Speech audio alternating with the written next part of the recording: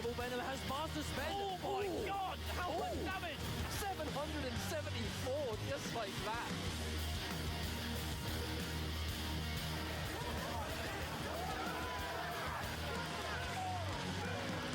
Connects, but only just built the board. He is going to catch him jumping out. Biohazard with the clutch plate. Without even having the chance to see his second life bar. Meter burns the batarang, a forward 3, and a cartwheel, a handshake. Perfect ledge. One access a bar meter, and the meter burn forward 3, and King is gonna make the comeback. Do not count out King. We've seen it time and time again.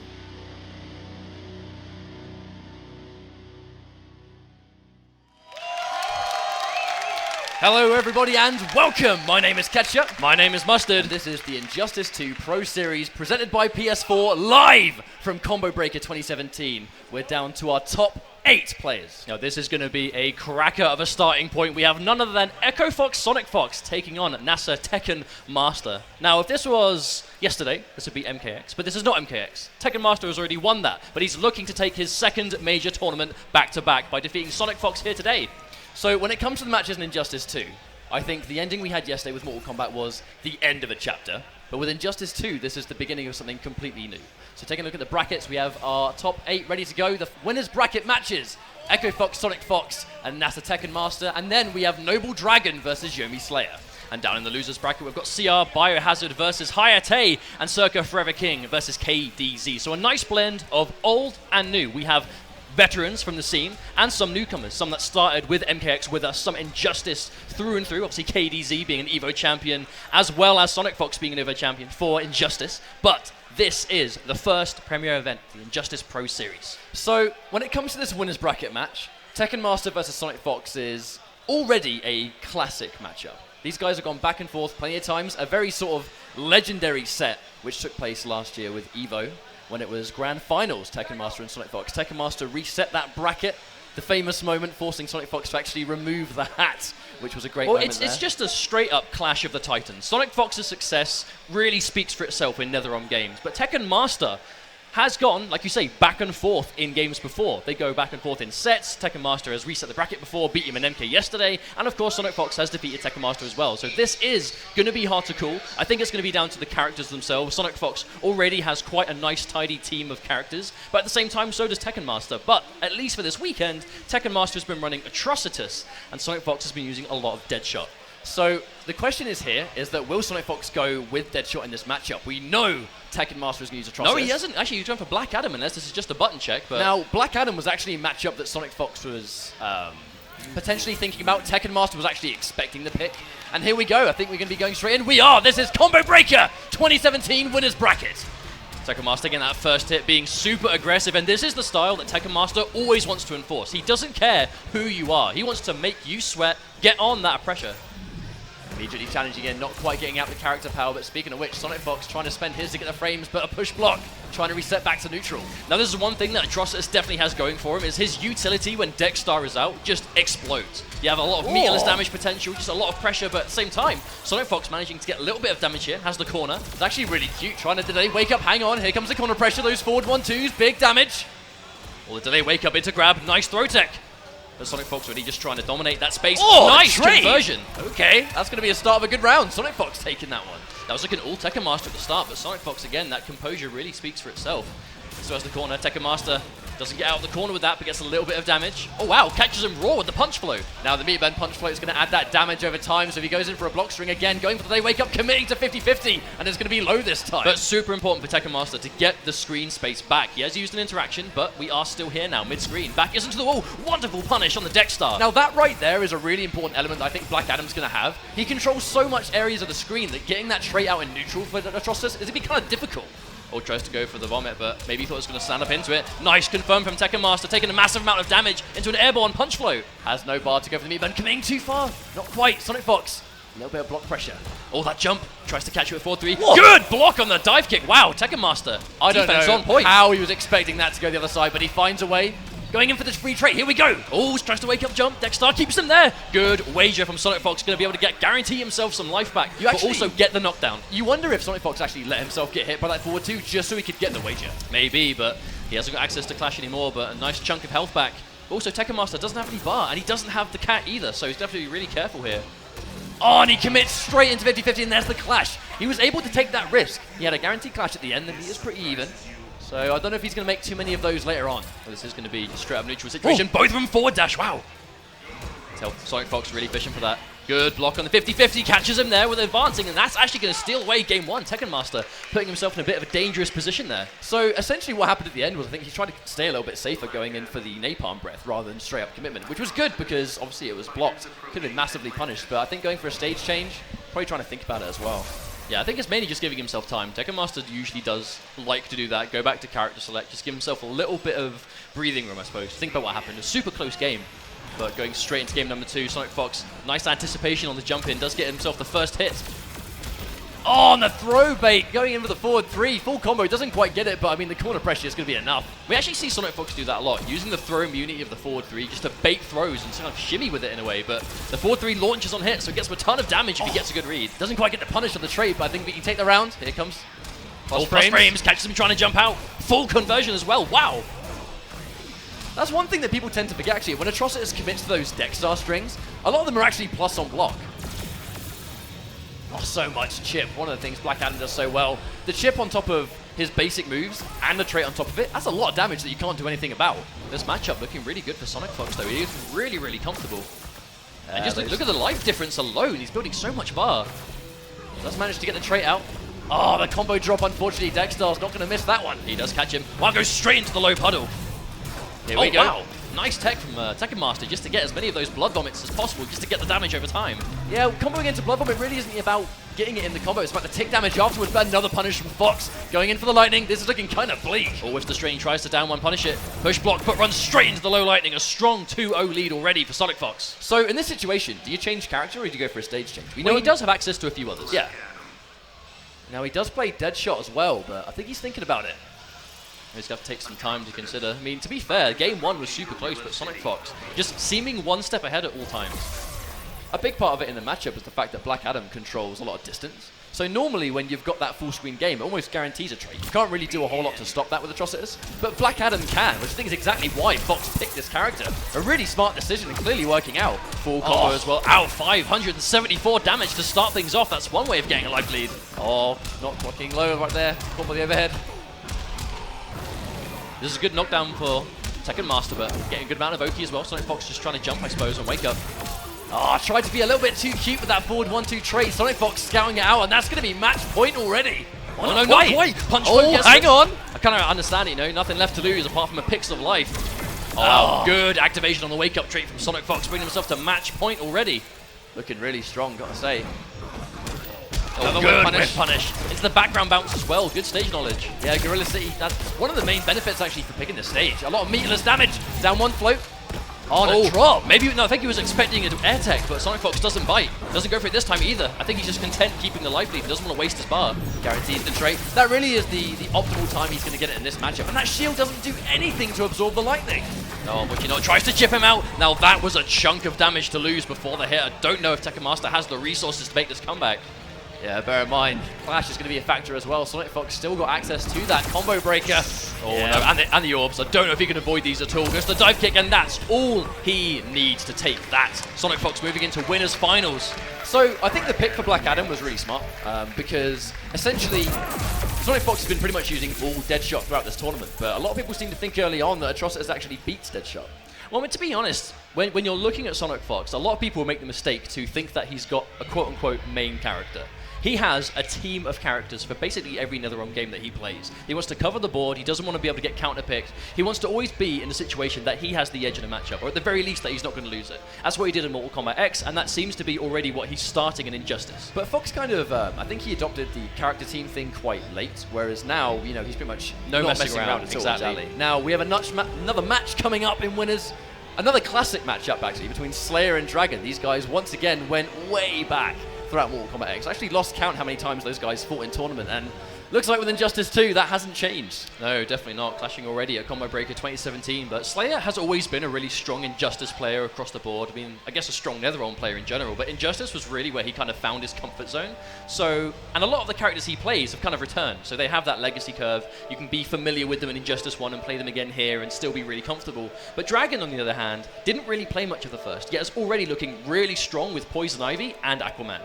Now, I think when you're one of those players like Dragon is, where you sort of you broke out with Mortal Kombat and you didn't really play Injustice a whole lot, I think a lot of people might have been quite surprised that someone like Dragon has actually been able to pick the game up as fast as he has, considering a lot of his competition hasn't really had that issue. They've been playing for 4 years. But I don't see how it can be a surprise. Dragon just put absolute dedication to MKX, really went from straight up online, just warrior, to one of the best players in North America. And he's looking to keep that strong here. I mean, already minimum top 8 placing at Combo Breaker. That's one way to start things off. And he's doing it with Poison Ivy, who is a new character to the game. But he does have Aquaman too, so I guess we'll have to wait and see who he chooses to go for. Looks like he's going to be going for Poison Ivy.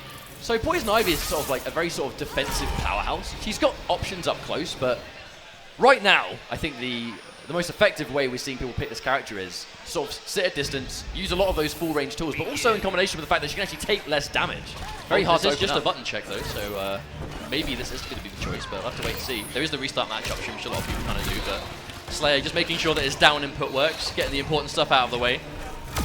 When it comes to Slayer and character-wise, though, he pretty much plays Superman, Black Adam, and Aquaman, so at least, I mean, as far as we know. Let's not forget, he did play a ton of Injustice 1, so that's more than enough time to get used to almost any legacy character. But that's really not a big surprise for Combo Breaker, though. This game being so close to the launch of Injustice 2, I mean, why wouldn't people want to go with characters they're familiar with, especially when there's money on the line and Pro Series points? So here we go, this could be another winner's bracket match. It's Noble Dragon versus Slayer. Oh wow, very early. Trip guard, wow, a nice chunk of damage as well. Spends the bar happily to do so for the 300 damage. Now that's one of the really important things in this matchup, actually, that Black Adam will have an edge. If Poison Ivy takes any damage, her character power, which is that little minion, will actually disappear really quickly. Yeah, and then you've got the tracking lightning. If you even hit a trade with a minion now, that is just going to be really bad for you. Dragon really still trying to establish that full screen game. Now certain moves will actually punish. Speaking of which, yeah, nice whip punish there. But that's one thing that's going to be hard on whip punishing that really far advancing high from Black Adam. He actually is airborne when you hit him out of it, so you might not get a full conversion. But look at this full screen game, just chunking him away. Now what actually Dragon did there was really smart was, he went for the trait and waited for the inevitable meter burn lightning, and then used the negative frames to establish that full screen game. But however, the corner pressure does start here. But now you have to ask, how much does a life lead mean against Black Adam when he hits like an absolute truck? Wonderful conversion. Gonna get a knockdown here. What's the Oki? Yeah, he goes for the two. He goes for the two enders to go for mix-ups. Guaranteed, and the chip damage alone. Gonna seal that one. Slayer looking really good. Lead is safe versus Black Adam. He had like at least a 70 to 80% lead and just absolutely destroyed in the corner. And a nice whip punish again, has the orbs for maximum damage. Really smart clash there. Now, I think that's kind of good and bad. He's going to get 3 life back, because bear in mind Slayer's got no life to wager with, but at the same time, forcing a wager really early. Oh, tries to anti-air.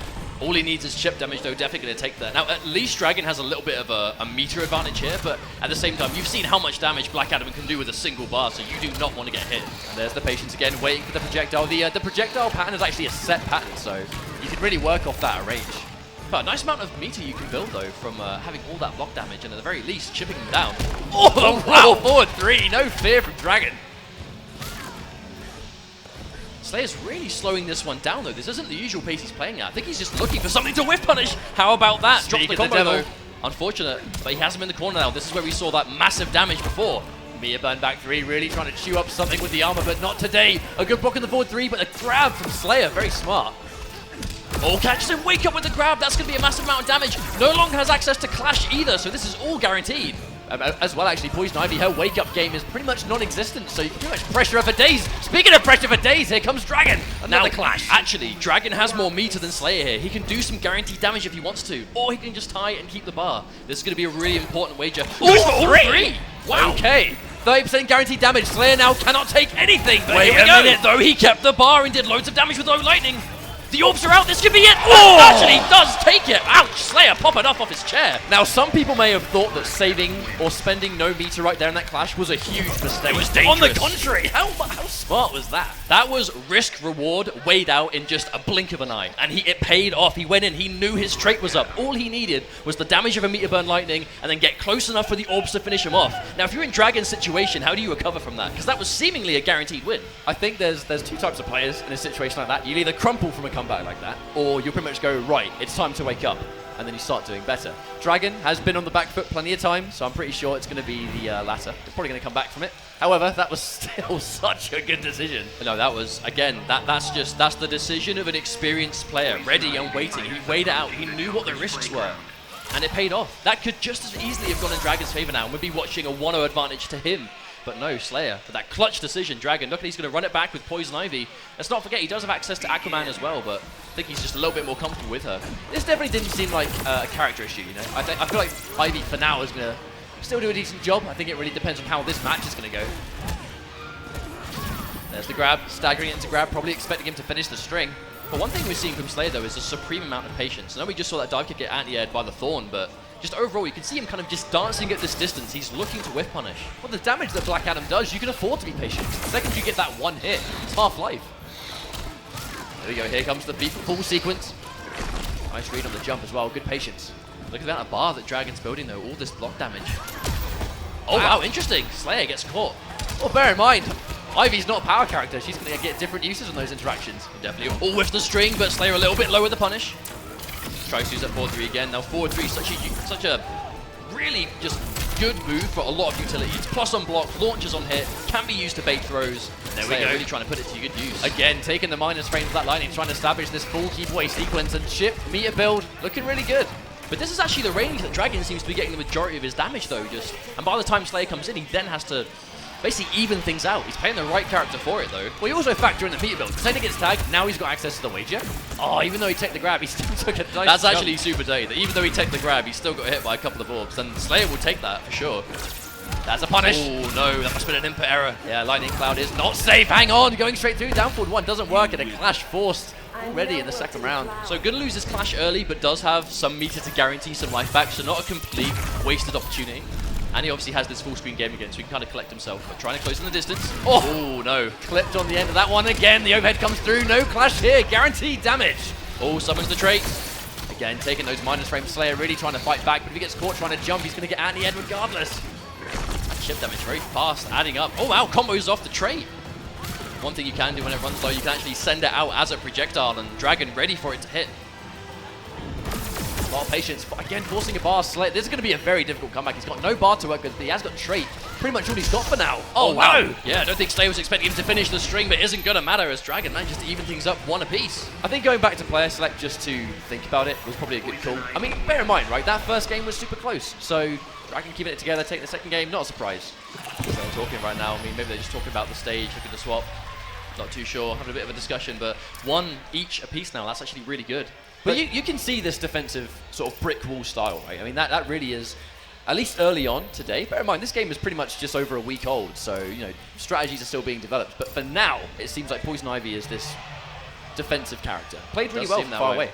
So I went for the tournament mode. I'm not quite sure what was going on there, but regardless, this is going to be evened out, though. I mean, I actually think it was super important for Dragon to take that game, not only after what happened in game 1. Let's not forget Slayer making that clutch read at the final moment, but also to compose himself. That little bit of time he took thinking on character select, he clearly just forgot about the moment, because that's what you need to do. You just need to be able to move on and get ready for the next game, and that's what he did, and now we're sitting at a tied set at 1 apiece. Straight up rematch. Black Adam, Poison Ivy again. Now, the difference in the second game, though, was the fact that he wasn't eating those meter burn dive kicks. He wasn't getting opened up by those full combos up close. So the defensive style from far away worked just as well, but he got opened up less. We see all 3 of those orbs already connecting. A little bit of damage taken from Dragon right at the start. Oh, good anti-air. More important than a regular anti as well, giving him that first hit. It will give him a free bar meter, and here we go again, that defensive sequence. But just look at Dragon's meter, just absolutely chunking up the bars, already 2.5. There's some deceiving range on that poke that Dragon's been using. And, you know, consistently, Slayer's been caught by the end of it. Speaking of getting caught by it, the forward 1-2 into full combo. Didn't have any bar to extend it though. Oh, catches the raw low lightning. Dragon back to the wall. This is where he lost all of his life in game 1, so he's going to need to be careful. Yeah, if Slayer can keep him here, it's going to be fantastic. But a block at the very end, and wow! Going in for the interaction, jailed in by the trait. Slayer is just consistently getting opened up by that, though. I just don't think he's ready for it. And again, look at all this bar. Block damage coming out from Dragon. I think that had to end at some point, and it does right at the end. Of course, no, but there's a patience from Slayer not getting hit by any of it. Oh, that's going to do something. Full combo conversion. Yeah, that meter burn lightning cloud has so many active frames on hit. You have a million years to hit confirmed. Slayer, really good round. Oh, misses the dive kick. Tries to go for the anti-air, or at least the trip guard, but Dragon a little bit late. Opens him up, but no, I actually think the projectile from the trait knocked him out of it, so unfortunately wastes the bar, but at the very least still gets the life bar down. Still, now, it's neutral health-wise, but again, you gotta look at that bar that Dragon's built. Oh, trophy unlocked. How about that? Fantastic! So at the very least, Dragon's got himself a little bit of a score now. Not too bad. Actually, we actually, for the first time in the set, saw Dragon pop the bark skin, that damage reduction. I can imagine the bark skin being really important here, though, just to kind of reduce some of that damage that we're seeing him go for with these low lightnings. I mean, using it in the neutral from range, like the lightning, right? It's so fast. Using it from far away is a bit risky. I think he'd much rather have the character power out. He has that free space to work. Oh yeah, if it's a choice of character power or bark skin, I understand why he's summoning it so much. Because we just look at how much, at very least, he's using it to just build loads of bar. Forces the wager out. He's guaranteed at least 3 bars worth of life back. Question is, does he want to keep hold of some of it? Well, historically, you see people spend 3 but rarely 4, because 4 over 3 doesn't really give you a huge amount, and 3 is pretty much the safest bet. Yeah, the jump from 3 bars to 4 really depends on how much you think they're going to challenge, but in that situation, no meter from Slayer, so that was going to be a really smart 2 bars spent there. Already going in for that forward 3, but again, the patience from Dragon, he's just not going to get opened up by it at all. Airborne trade. Oh, hang on! He's got a spike! Uses the hit to get the trait out again, once again. But again, look at that bar. He's built at least 1 bar just by this 1 rep of the character power. Sends it out to... Oh, wow. Oh, so much patience, but is it enough? Not giving him a chance to wager. Hang on, he's gone for the tree, and again! Meter burn spike. The patience from both players, but Slayer, I think, just sitting there and taking a bit too much chip. Oh, these guys just straight up going back and forth. Not a huge surprise at all. Dragon really good at just keeping himself composed. This is a skill he really perfected in Mortal Kombat X, was being able to keep himself together when sets weren't going his way. And Slayer, again, has been in the situation all too many times. Question is, who does he go with for this final game? Well, he plays Aquaman, Superman, and Black Adam. But to be honest, I really do think Black Adam, and that's why we've seen it again, Black Adam is a character that can definitely contest in this matchup. It's just Dragon is not getting opened up as easy as he was in the first game. And when he gets opened up, that's when he takes all the damage. Begin. Now again, at the start of every game, Slayer is doing something. He's trying to attack right at the start of every game so far, but Dragon is just always just sitting there ready to defend against whatever it is. But again, I mean, no first hit bonus, but does he even need it? Look at the bar. Wow, and there's the anti-air. The full screen zoning game from Dragon. This is actually one of the most tidy Ivy play we've seen so far. He's just managing it perfectly. Oh, unfortunately actually dropping the meatless dive kick, but he's not going to worry too much about it. And that's one of the changes to Black Adam. The regular Lightning Cloud can full combo on hit now. Yeah, unfortunate combo drop, but again, just look at the life lead that Slayer already has. Oh, there's a cross-up dive kick again. Dragon really seems uncomfortable blocking it. Confirms into the orb. There's the meter cloud. Wow, and already to match point to Slayer. Shades of game number 1. If he can keep him here, much better off. Oh wow, the range of that forward 3. This Slayer knowing he's got this massive life lead. I don't actually think he's too worried about being super patient, but has the corner pressure. Dragon fighting his way out. Again, just, I mean, it's a good amount of patience, right? But it's that muscle memory of playing Ivy for, even if it is a week, Dragon knows when to loop that sequence. But there's that meter burn dive kick. That's one of his most damaging openers. It's that meter burn dive kick. Huge damage potential. Slayer's already been putting that on really thick. Good wage from Dragon, though, getting himself a little bit of health back, but this is a bit of a miserable situation to be in. Has all the bar, but losing so much health. Again, a lot more shades, but here we go, going for the bark skin. It's going to take a little bit less damage here, but I think with Black Adam's damage output, it really doesn't matter too much. Oh, there's the wake-up command grab. Meter burns it. We'll get a combo from this. There's the back 3. At the very least, needs to get himself as far away from the corner as he can. That's going to guarantee trait. A big old splat on that one. Oh, wow. Raw Thorn. Trait misses. Oh, I'll go straight under him. That's going to do it. So this is now match point for Dragon, but I think if you look at the health difference, all Slayer really needs is just 1 meter burn dive kick and it's over. Hang on. Wow. Nice combo. Yeah, he's going to meter burn this. Is he going to go for a reset or full damage? We'll soon find out. No, he's going for damage. Guarantees the trait. And here we go, again, trying to really chip it down. I think the amount of guaranteed chip he's going to take in this situation, it's a really nice chunk, and it's going to reset to neutral. Again, full bars of meter. All he needs is like 4 spikes now, and that's a huge chunk. But just how much chip damage is he doing here from this full screen? He's almost got it straight back already. So the orbs get completely wasted. Has access to wager, but he drops the combo. But even if he did, Dragon's got the meter advantage. Low lightning. Dragon just sitting there on his wake up. Oh no! Slayer does pull this one back. It's going to be 2-2 now. But right at the very end, you just saw how much respect Dragon was showing. He was waiting for a wake up, he was waiting for a button press, but because nothing happened. No, that was actually a really, really smart idea from Slayer 2 though, because when you're against Black Adam, like a big rule of thumb is just stand block, right? Because you got the overhead, that usually is how he opens up a lot of his stuff. His only real lows to worry about are kind of the sweep and the low lightning. But when you're point blank range and low lightning is enough damage to get the KO, yeah, that kind of becomes a mix-up you have to wait for. So just a point-blank low when you normally stand block against Black Adam in that situation. Very smart decision from Slayer. That's the golden rule. If you're fighting Black Adam, because the back 2 into trait or back 2-3, granted, yeah, the back 2-3 will now automatically rise up. You can't combo off that meatlessly anymore. But the back 2 can still go into trait. You know, you can still get good damage. Oh, yeah, and especially when you've got, like, what, 100, 150 life left, it is still something to worry about. All right, so we're going in for a straight-up rematch. Kind of uncharacteristic of Slayer, actually, to, I think, in some of these matches, stick. I almost expected him to go Aquaman or Superman after that final game, but here we go. Oh, that's going to be huge, huge for Slayer. Pushes him as far towards the corner as he can. Slayer clearly just recognizing that that's where he's getting a massive amount of his damage. Doesn't want to give Dragon the space to work with, but a really good whip punish. Gonna spend a bar. No, he drops the combo. That's unfortunate. Very actually pivotal drop right there. That's a lot of damage left on the table and actually staying in the corner. This is not where Dragon wants to be. Oh, blocks the dive kick this time. Is he going to fall for it? Third time is the charm. Dragon keeps himself alive. Misses the combo again. Dragon's execution failing him a little bit. Yeah, see a little bit of a hate trick there. I think he really acknowledges that he's leaving a lot of damage. Oh, catches him pressing buttons. Does a full confirm. What can he get off this though? And meter burns. He go for damage. Yeah, probably going to try and guarantee that trait again. Splat.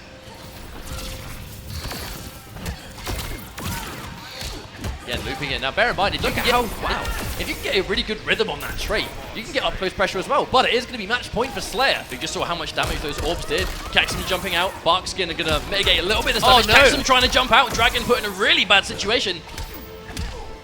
Trying to fight his way out there, though. All good block of the meter bend dive kick. It's nowhere near as minus when you meter bend the dive kick. Dragon trying to catch it and getting punished for his troubles. All catches a stand block. Good patience from Dragon, but he's getting chipped down slowly but surely. Unfortunately, he's taken so much damage. One trip guard, one zap, and now at that point, Slayer does take it over Dragon. Really well played. Winners finals. Yes, indeed. Winners finals going to be Sonic Fox versus Slayer. Again, just all to a new game, but we've seen this before. We've seen this matchup. And bear in mind, it's actually between Dragon and Fox as well. We've seen these matchups far too many times, and it's going to be repeating in Injustice 2 as well. But I think it was really, really, really good practice and good patience, you know. That was just, all around though, just really strong play. And that was just winners bracket action. We still have most of this top 8 still yet to go, but Sonic Fox looking really good over Tekken Master, and now Slayer managing to look really good over Dragon. We'll just quickly show you guys a quick highlight reel of some of the better moments from that set. That quick cross-up dive kick. So dirty. It really is. Dragon was just not ready for it at all. Now, right at the end, they're actually in the corner. It was really smart as well from Slayer to go, we don't really need anything else off the back 2-3 beyond the 2-splat. You know, the 2-splat in the corner is going to give good knockdown. It was that game 1, though. This was that clutch moment that Slayer, that happened after he made a really risky decision on his wager, but that was the play that won him the game. But this was pretty much what we saw from the entire match, was really good patience from both players, but a lot of caution as well, because bear in mind, you know, Black Adam, the speed of his projectiles is pretty crazy, but at the same time, you know, if you can get a good rhythm going with the spikes, you can pretty much flip that and prevent it from happening. But no wonder Slayer popped off from that one. That was pretty good. No, understandable whatsoever. But I don't think I've ever seen a match played at that kind of like 70 to 80% screen distance played from start to finish. But that's the pace they slowed it down to, you know. And that's the beauty of the game like this. You can go full rush down, you can play full keep away, or you can sort of find that blend in between. And some characters just kind of tick those boxes. So our next matchup is, we're having the first matches in losers, which basically, you know, whoever loses here will go home. Yeah, absolutely. But I do believe, before we go into our next match, we have a quick break, so don't go anywhere. Top 8 at Combo Breaker 2017 for Injustice will continue after this.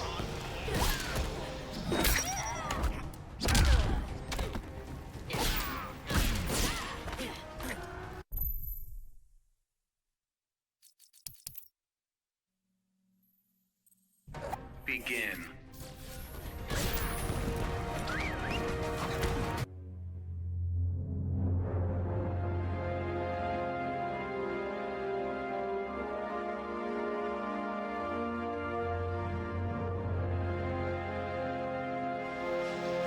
How's it going, guys? Welcome back. We are live, the Injustice 2 Pro Series, presented by PS4, and we have our losers bracket action ready to go. This is Top 8 Combo Breaker 2017. We've already had some really close games between Sonic Fox and Tekken Master, and we just saw Slayer inch it ahead of Dragon 3-2. But this is now losers bracket. The safety net is gone. You lose here, you're eliminated. So this matchup here, a little bit of a relatively canon match, Robin versus Harley Quinn, of course. But with Biohazard has really been known as, I think, like the premier Bane player. But he does actually have a really good Harley as well. For those matchups, he doesn't want to play Bane in at all. And this is definitely one of them, I think. Or at least, very least, he might just think that Hayate might not be as comfortable. But Hayate, the kind of premier Robin player at the moment, looking really good with his character, has a very distinct style. Question is it going to work against Bio? Now, Hayate in particular, like with Robin, a bit of a tech monster. Like, he really studies his opponent. He studies every single matchup, and he looks for those little intricacies that he can do with Robin every time. He does indeed, but pretty even on life right now. Harley Quinn, definitely one of those characters with a strong game from full screen, but at the same time, Hayate very good at closing in that space. Goes into the flip. Flip's kind of tricky to punish at certain ranges. Nice full combo from Biohazard. Going to go in for that Hyena setup using that character power. Now, that's the beautiful thing about Harley Quinn. You can send one Hyena at a time, or you can send them both. So really kind of mix up how you think they're going to block, especially when you're mixing it with the cupcakes and the revolver shots and all these crazy full screen tools. Now, some people, I think, as Harley as a character, you may not really expect it, but she is a really good zoning character. I think a big part of it is because she has a lot of defensive options, as you can see here, but at the same time, those bullets travel instantly, so she wins a lot of trades. But that was a full combo off the Hyena, but there's the wager forced already from Hayate. Biohazard looking really strong so far. Gonna take that bar, get some health back. So far, it's been kind of tricky for Hayate to really get in there and establish, waiting for that meter burn uppercut on block. Now, you fight a lot of Robins, that meter burn, you expect it pretty much every time.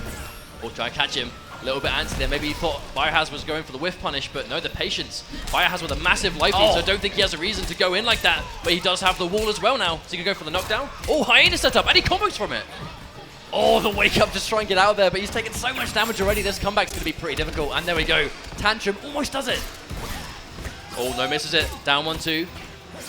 Now, about to say, I don't think Hayate has the life to make this comeback, especially when you have so many full screen options as Harley Quinn does. I think fighting against Harley, though, if you get frustrated or if you try and get a little bit impatient in any way, before you know it, you've taken a lot of damage. There's the forward 2 again, forward 2 overhead. That's going to get opened up straight into Tantrum. There's a Justice 1 stuff. Yeah, we see Bio doing it all the time. Chooses to block it, but gets hit by the low. Oh, no, a little bit too close to the corner. Yeah, not quite sure he's expecting Hayate to actually be as close to the corner as normally you usually are, I think, after the back 3. I suppose not, but there you go. There's that full screen game once again. Now, one thing you might think, Robin has the kind of Birdarang, the sort of tracking projectile, but if he gets hit while he's thrown that, it disappears. And I don't think he has time to get it on the screen before her gunshots will hit him. So now here we go. Being really patient, but gets a nice corner setup. Is he going to combo or use it for setup? Still under. Here we go. Is he going to try and keep him in the corner? He's going to try and go outside. Maybe not. Yeah, this Batarang's going to be disappearing, but a really smart push block. Not trying to take the mix off that Batarang at all. Oh, Hyena trade. Jumps clean over, though, but no, he gets hit by a full combo, and that's going to... All that work he did to get out of the corner and get the life back is all going to be for nothing. So normally in this situation, Robin can potentially check with a couple of those Batarangs like that, but if he does it at the same time as a gunshot, he's going to get hit outright because of the speed of the projectile. Oh, no, a little bit of an execution error there. Gives Hayate a little bit of space to move in. Oh, delays the meter burn. Oh, again, straight into it. That's definitely not the first time he's eaten one of those forward 2s. I actually really like Biohazard's management of this trait so far. He's just using it really well. It's really causing Hayate some issues. I think for the first time in this tournament as well, Hayate, uncharacteristically, kind of looking a bit uncomfortable. Yeah, that's what I mean. He's normally a very confident player. Does a lot of work on matchups particularly, but Biohazard is just ahead of him all the time. Then back to this neutral, the speed of those gunshots, making it very tricky to get in. Spending all the bar now. Doesn't really have anything to fear. There's no bar to save. He's wagered already. Why not? But it's not like Bio is just doing the same projectiles over and over again. He's really mixing up the patterns. Oh, how goes the anti-air gunshot? Almost wins by itself, but I mean, just look at the life difference. This is going to be so hard for Hayate. Yeah, Hayate's been throwing a little bit of a lifeline with that combo drop, but I mean, that's a lot of life to make up for, especially against a zoning character like Harley. Oh, anti-air gun. Not quite enough to finish off, but this is, yeah, that is going to be tough. You've got that slow-moving shot. It's going to do more than enough work to just occupy the space needed. Normally in this situation, you see people switch characters. Because normally, like, if a matchup looks a little bit tough or if someone looks a bit frustrated, we normally see a switch from here, but do we know if Hayate actually plays any other characters? Okay, Batman. Well, I was going to say, he did play Batman a lot during the beta days, and obviously the beta ran for quite a while. and he would have played Batman a lot during them, but the question is, how practiced is his Batman now? I know he's been playing basically just Robin ever since the game was released, so how ready could his Batman be? Well, I think we're sure to find out. This could potentially be Hayate's last game again. This is loser's bracket, so if he loses here, he's out of the tournament. And that's just that ranged game from Bio being so effective, and it all comes down to the hyenas. Just the hyena covering that space on the ground, so he then throws something towards the air, or a cupcake, just really like a no-fly zone, cannot move in front of him. But that's the addition to Harley in Injustice 2. Her trait used to be something that somewhat set her back because of the randomness, but because they've given her a consistently good trait, that not only does that, but it caters to her style, she's much better. But a nice punish on the tantrum stance. This time though, Hayate, good combo, gets access to a little bat, gets that fast trait, gives him some really good rushdown options, but no, sneaks in a quick low. Oh, nice conversion, the meter burn play, Doctor. Here comes the tick damage. But now you're taking tick damage as well as just the shots from these or the chip. That is going to be difficult, and that's going to be match point to Biohazard already. Looking very clean, a very clean and calculated keep away style, really using the entire moveset. He just takes a lot of knowledge of the character, right? I mean, Biohazard, again, normally known as a Bane player, but really has a strong Harley Quinn now to cover the matchups he doesn't want to play. Speaking of which, I mean, really, like every single time Hayate tries to jump, he eats a hyena every time for his troubles. And if it blocks, it jails into a cupcake. But the problem is, if you jump too early in anticipation, you might get anti-air or just anything else. Nice damage coming out. Hayate has him in the corner now, so this will be really important to keep hold of. Oh no, the bats go straight through the tantrum. No punish here. Oh, jumps himself out. That was really smart from Bio to use that to get mid-screen again. Using the meter burn as well, just to further push back, get a little bit more plus frames than normal. Meter burn, cupcake bomb, and so much chip. Oh, and again, jump back. Biohazard just already looking super strong. I don't know if that Hayate has the life or resources anymore to do this. Looking like Bio has all of the answers, and just like that. Just that right there. He spent his final bar on that too, and Bio looking really strong. One hit's going to do it. Oh, he fires a slow one. Biohazard comfortably moving on in the loser's bracket. Throughout Kudos to Hayate, though. That entire set just really looked like Hayate just didn't really know what to do around such a strong keep away. No, indeed. But I actually think that in itself might make Biohazard quite a threatening player to deal with in the long run of this game, because he was, and still is, a avid Bane player. You know, Bane is kind of his go-to, his bread and butter. But in Injustice 1, he would kind of almost stubbornly stick with Bane in matchups that he probably shouldn't, that really could give him problems, and never really had a backup he was willing to go to in tournaments. So as soon as he found a bad matchup, despite being an incredible Bane player, he'd struggle to win or place really highly, depending on what character he would fight. But Injustice 2, right off the bat, the first major event in the Injustice Pro Series, Combo Breaker, already going straight to Harley Quinn when he needs to. And the results kind of speak for themselves. Definitely a good idea. I think we've reached a point where there is no space to be, I guess, like sort of like a blind character loyalist, because there's so much money to play for. These tournaments are getting so big. I mean, this is an Injustice 2 Pro Series event, a 20k pot. I mean, that's not exactly short change. If you can play multiple characters and get that win, it is always going to be worthwhile. So this is going to be our final match in the first round of Losers Bracket Top 8. It's going to be Forever King, Circa Forever King versus EMP KDZ. Now, some of the more advanced matches are looking like going to be quite juicy. You've got Sonic Fox versus Slayer in Winners Finals, Tekken Master and Biohazard coming up in Losers as well. That's a match we saw time and time again in Mortal Kombat X, and over, Tekken Master would kind of find the win there.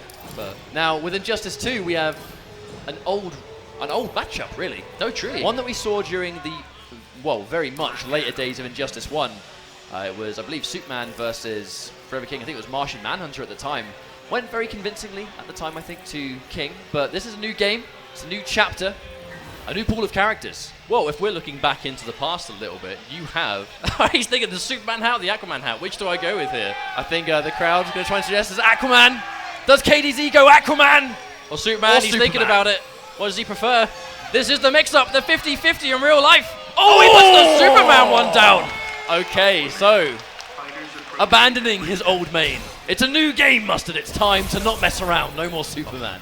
Friendship with Superman is ended. Now Aquaman is my best friend. So, this is a matchup that, again, it's a legacy matchup. Batman, well, not necessarily actually Black Adam. Button checks. Now, here's the next mix-up. Is this a button check to decide this is Black Adam here? Or is it going to change to Batman? Well, I thought for sure that. I mean, surely this is just a button check. Because Forever King has been a Batman superstar in Injustice. Has looked really strong with him all the way through the weekend, but he knew he was coming against KDZ. So do you reckon he... Hang on, we saw a handshake. This might be a restart match. It is, okay. Here we go. Wow, indeed. So KDZ, let's not forget, Evo champion. The first Evo champion for Injustice 1 years ago, and Batman, Forever King, going to Black Adam instead. I was convinced Forever King was going to go Batman for this, but maybe not. Black Adam once again. Here we go. A lot of patience already. Just walking back. This has been definitely the slowest round start. No punishes just yet. But again, we saw this from Slayer earlier on, kind of playing at this long-range distance. Maybe this is just something that Black Adam players are really kind of favoring here. Good block on the plus frames. Bear in mind that back 1-2-3 is plus on block, but finally gets opened up. And the first hit is going to go to KDZ.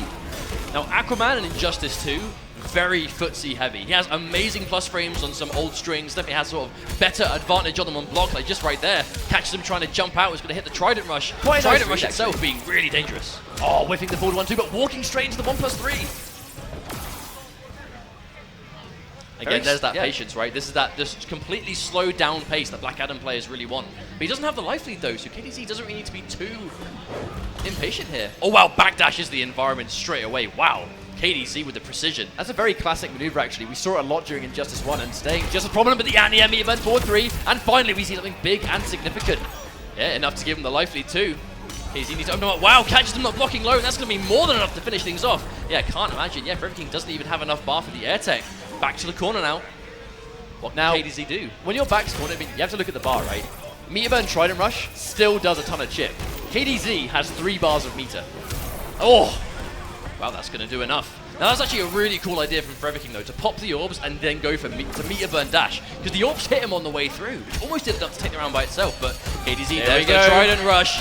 There's the Trident True. Look at that chip damage. Disgusting stuff. But he's got 3 bars to play with. If he gets blocked again, that's going to be more guaranteed damage. And Forever King spending one of his on the meat burn 4-3, taking those plus frames. Plus frames once again, disrespects, and has to go for Clash for it. He has more than enough wager to get some health back here, though. It's not a huge surprise. 1 bar from King, not going to spend it there. Wow, yeah. Now 50% back. He's happy to have even health, and he wants to spend those 3 bars on meat burn Trident Rush.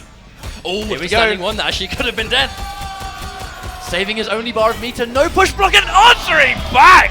The transition, that's going to hurt big time.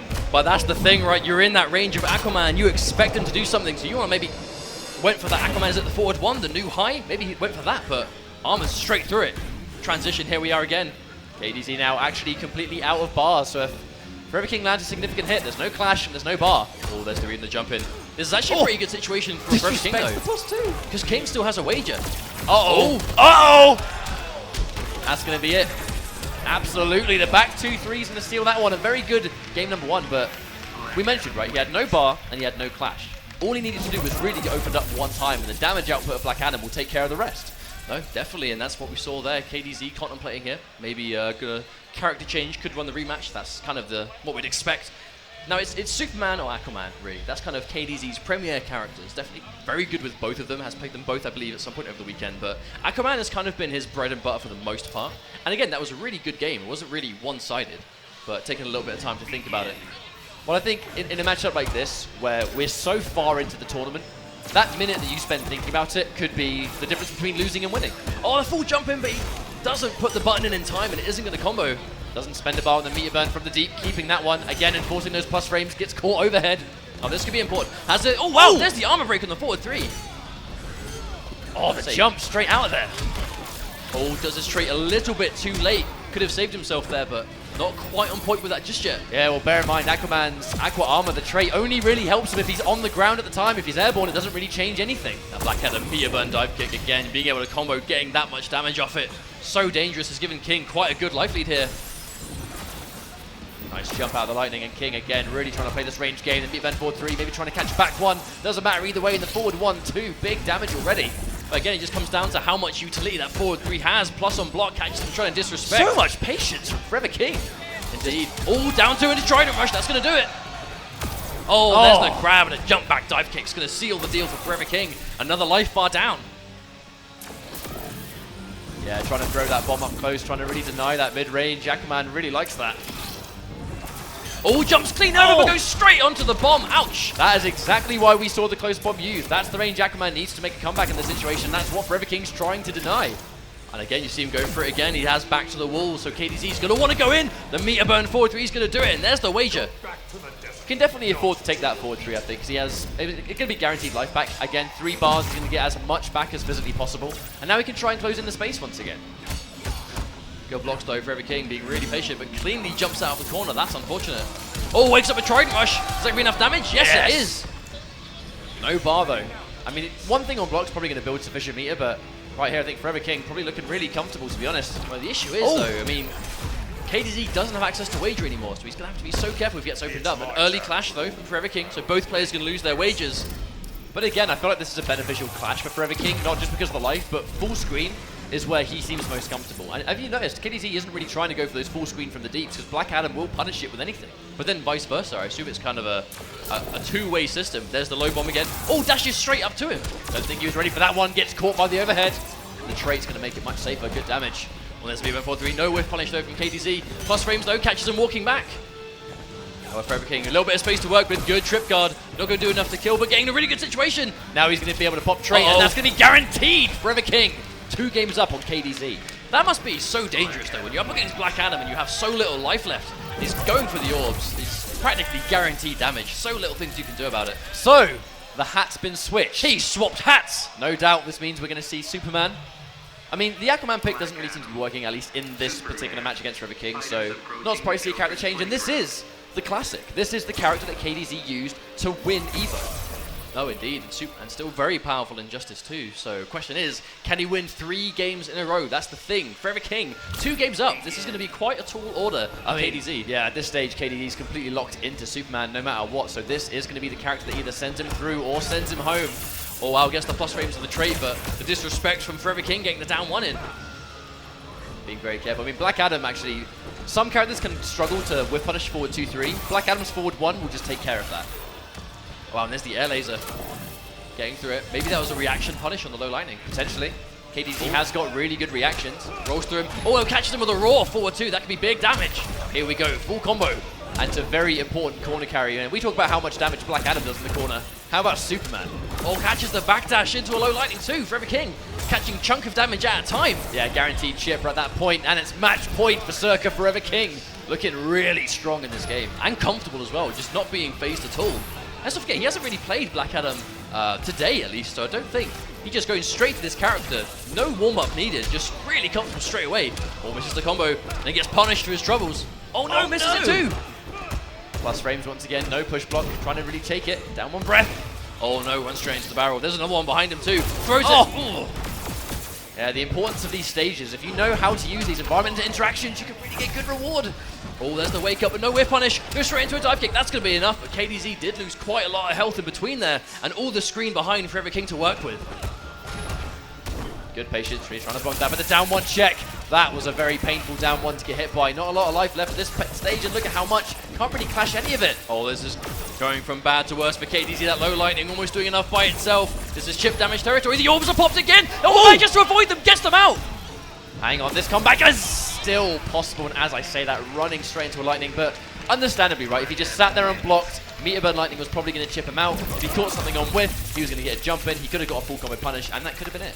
But there we go. It just comes down to the patience. Forever King, a very versatile player, but good to see that he can now pick up these multiple characters again. And that really is a direction I think that we're seeing the other games go. Oh yeah. Not really one character specialist as such, just people just being ready with multiples that they can swap as and when they're needed. Because let's say he was just a Batman player and played only Batman, but hated the Aquaman matchup. He would have nothing to go to there, but because he had this Black Adam prepared, he was ready, came up against an Aquaman, and as we can see, more than comfortable enough to take that one. So our next matchup, Biohazard versus Tekken Master. Oh, wow. Now, interesting thing about this match, these guys have played multiple times in Mortal Kombat X, and over again, Tekken Master was able to just edge ahead and take it. Their set in Mortal Kombat X yesterday was super close, but once again, Tekken Master was able to win.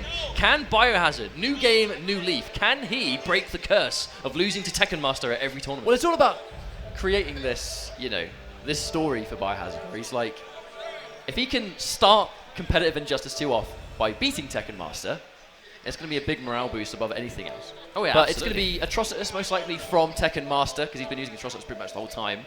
But again, we know Bio plays both Bane and Harley, so to be honest, I'm really not sure what character we're going to see. No, I think it's going to just come down to who they feel comfortable with, because even Tekken Master, we expect Atrocitus, but he does have a dead shot. I've seen him play a few other characters as well. Superman, I think, was played a few times, but just basically just Atrocius, and maybe a dead shot if he doesn't feel comfortable. And Biohazard, the Bane, and the Harley. So as much as I'd love to see Bane just for old time's sake, Biohazard's going to go with whoever he thinks is going to do better here. So now we're in joint 5th place territory. So we're getting further throughout this bracket, but this is a situation that I think both players really want to move in. Tekken Master, he's going to want that run back versus Fox. Oh, definitely, especially in losers' quarters. No one wants to go out here. These guys have already done a tremendous effort. Just getting to top 8. This was a stacked tournament. Basically, every player, every top Netherrealm player in the world is here to play, aside from a few exceptions. But for the most part, the best are here, and they all played, and these are the ones we're left with. But now we are in losers bracket again, top 8, combo breaker. All right, so I've seen Biohazard go in for what is probably going to be a Harley Quinn pick. I think this is a really good choice because, again, what Atrocius pretty much lives and dies by his character power. That is what defines him as a character. But if you're able to stop him from using it in the neutral, and you're forcing him to use it on hit and sacrifice setup, her speed of the projectiles is going to be a really magical way of stopping that from full screen. Like, she's not going to let him use that trait at all unless he's hit her first. Oh, they're letting this rock. They want to see the intros. All right, so here we go. This is losers bracket action. One of these two players is going home. It's going to be Tekken Master and Biohazard. Oh wow, the first hit goes to Tekken Master though, getting his Dexter out immediately. Very early on, using the shield. Now that shield is so important versus those projectile characters. Completely absorbs it in the Meteor Burn forward 3. So much damage, that's going to be catching airborne. And there we go, the Napalm Breath, taking that damage away. A big amount of damage. Now that's something we see from Tekken Master a lot though, going for as many of those blood vomits as possible just to get the damage over time, because you can see how much it quickly does, and there's nothing you can do about it once it connects. Strong round 1 for Tekken Master, barely lost any life. Now the one thing to take away from that is that Biohazard is no longer in the corner. He's going to be at least happy with that. There's the trade though. Dexter on screen again. All catches him before the Blood Nado comes out. All jumps clean over. Interesting actually, the shield didn't come out. Must have been absorbed at the magical time. Maybe it is that full screen game. No, but the Blood Nado. No. That's good data though. The Cupcake Bomb losing to the Blood Nado again, just like that. Well, I think at this health, Tekken Master really likes these trades. And again, a full combo into forward 3. No air tech, so he's going to get the guaranteed health here as well. Probably going to get the trait. There we go, down 2. Oh, there's the bear trap. Oh, bear trap hits him. That's a full combo. Ouch. Already down half trait though. Yeah. If Biohazard keeps playing this way, he is going to waste it. Actually, really good use of the air tech as well. Not letting him get away with the damage, just trying to take as much as he can before he inevitably loses that round. But at this point, pretty much 50% up at least. But that lift is such a powerful counter-zoning tool, though, because even then, on a trade, it puts him in a really good situation. He gets nothing off it. He gets nothing off it if he trades with Blood Lift. He does, but he still manages to keep him lifted in the air, so he gets some time to stand up and think about what he wants to do next. Dextar's on the screen again, though. There's the plus frames. Good patience from Biohazard. Uses it again, plus. Oh, look at the pressure! Oh, so smart, actually. Instead of going in for the Blood Lift, going into Meteor Burn forward 3 and the back 3 for unclashable damage. That was a beautiful sequence of pressure though from Tekken Master, just showing really how versatile you can be when you've got Dextar activated. And Biohazard just not really able to deal with it that time. Does he go back? Does he go to Bane, or do we see a rematch? Is it going to be a battle of the big boys? Bane. Here we go. Biohazard's going to go with the classic. We have Bane versus Atrocius. I mean, I understand why he went for the Harley pick. Maybe he thought the long-range game was going to be a little bit better, but fundamentally, clearly Tekken Master was ready for that. It was a combination of the shield for the trait and trading the Blood Lift. Both of those worked out really well, but now, here we go, armoring straight through, and the Bane Bomb to start things off. That's a really good start as well. Venom's up right at the start. Bane Bomb through a gap, drops it, but hits him anyway. That's an unofficial reset. He's definitely going to take it. 50%, already corner pressure as well. Goes straight under. Wow, look how ready he is already. Oh my god, he's done so much damage, and again, unfortunately, doesn't quite get the active on the Venom, so the debuffs can do a little bit extra damage, but here we go. A guaranteed trait for Tekken Master. Oh, there we go, just no respect. Wants to Venom up and get as much armor as possible. Oh, misses the corner. Oh, wow! Elbow drop to seal the deal for the first life bar. This pick looking like it's really putting in work. I mean, if Bane gets one good read on the armor, straight through with the 4-2-2, armor breaking, and a good use of the air tech though to save himself. Here we go, another stack of Venom, but guess is wrong. Low puddle comes through. Nice Blood Lift. Goes in for the Dextar again. Down ones him through. It's going to be so hard to punish, but in this matchup in particular, surely Bane can armor through. Though he was on the debuff that wasn't quite able to. All this pressure being held. Armor straight through, Meteor burns it. There we go. The pile driver comes out, the Blood Lift. No, the punch float. He's going to steal that life bar. Now, Bio, normally you sometimes see Bane players actually pop their Venom deliberately to take less damage. In that situation, he just wants it for the next round. But the armor! Wow, Bane Bomb doing the work. Meteor burns it, gets the corner, repositioning. Delay wake it from Tekken Master, but isn't going to let him get anywhere. He's got plenty of Venom left in the tank. Are we going to see another grab? Comes again! Are we going to see another one? Delay wake up again, gets tagged. Punch flow comes through, no, gets hit by it. Now, he tried to armor. Things just got really dangerous because that is a level 3 debuff and atrocious damage. The clash was absolutely necessary. Okay, so he's going to lose this clash. Tekken Master can hurt him if he wants, but even if he does damage here, that is not going to hold a candle to the damage he was about to take from a debuff atrocious combo. It did actually really smart wager. It did reset the debuff counter, and unfortunately caught again. This could even be dead. Oh no, no, he drops it. Oh, there's the 50-50. Has he got enough health to survive this? Pop strapped! Oh no! Avoid it! And wow, the raging charge! Meteor burns it just enough! That was perfect Venom management. Popped himself straight to level 3 for the damage mitigation, and it saves him. That is a combo drop Tekken Master cannot be happy with, but either way, Biohazard makes it 1-1 and ties things up. Gonna take this level 1 debuff though, more than happy to. Goes to TV, just trying to keep that space. Wants to waste this deck star time. There we go, gets the low again, goes in for the blood breath. That's going to do extra tick damage even though he got just one, but the wake up armor. Now here we go, we could see a very quick change of momentum. Oh, tries to delay wake up into jump, it is going to get tagged. Bane Bomb to finish him once again. Oki coming out now from Biohazard. Very good push block actually, but answering back again! He's going to take so much damage, and the down 2. The damage doesn't even matter, that's free damage, and it's using up the Venom debuff. As half the debuff is gone, catches him low again, the debuff completely used really well for Biohazard. Tekken Master gets hit by the low just to chip him out. That's it, Biohazard looking really strong. You can hear how excited this crowd is about Bane. Every single pile driver, every single Bane bomb, and the crowd goes mental. You feel the impact just straight up, but Tekken Master, his adaptation skills today that he's shown have been top quality, but once again, already showing up strong. Now, I think an important thing here is that Tekken Master is using the shield to armor break the Venom. He's not letting him use those grabs in neutral, only in setup. Oh no, misses it. Good crouch. Isn't able to down to him in time. Oh, full punish from Tekken Master. Good awareness. Bear in mind, one of the changes, Bane and Injustice 2 does not have that meteor burn dropkick he once had. That uppercut is fully unsafe now. Wow, Dexstar is just not letting him do any of these Bane bombs. There's the crush again. The cat saving him, doing so much work, but the Bane bomb connects. Not today. Here comes another, pops another blow to Venom. The wake up. Let's go, armor break. Not quite. Oh, I missed ever so slightly, but level 3 Venom it does armor break. But he's also doing the quick time event. He's getting the increased damage. Every hit getting a little bit more. Now, right here, he's used the super, but the level 3 Venom did make it do way less damage to the down 2. This is still Biohazard's game. It's not over. It is, and because he just used the super, he's going to have no meter to win the wager. If he goes for it, yeah, but he's guaranteed to lose some here. He could lose a lot of health if Biohazard wants to spend it. Does Biohazard spend 3 bars and then use his 4th on the Venom attack to try and close in, or does he save it? He does. What comes next? Oh, it reset the debuff timer as well. No. Doesn't mean burn the uppercut, though. That could have been game over. Oh, he has the wager just enough. Tekken Master can stop him from getting life back if he wants to, but again, is the debuff timer going to reset a 3rd time? No, it does! No! Biohazard on 3 loads of debuff. Oh! Oh, and the wake up back forward 1. Tekken Master takes it, but...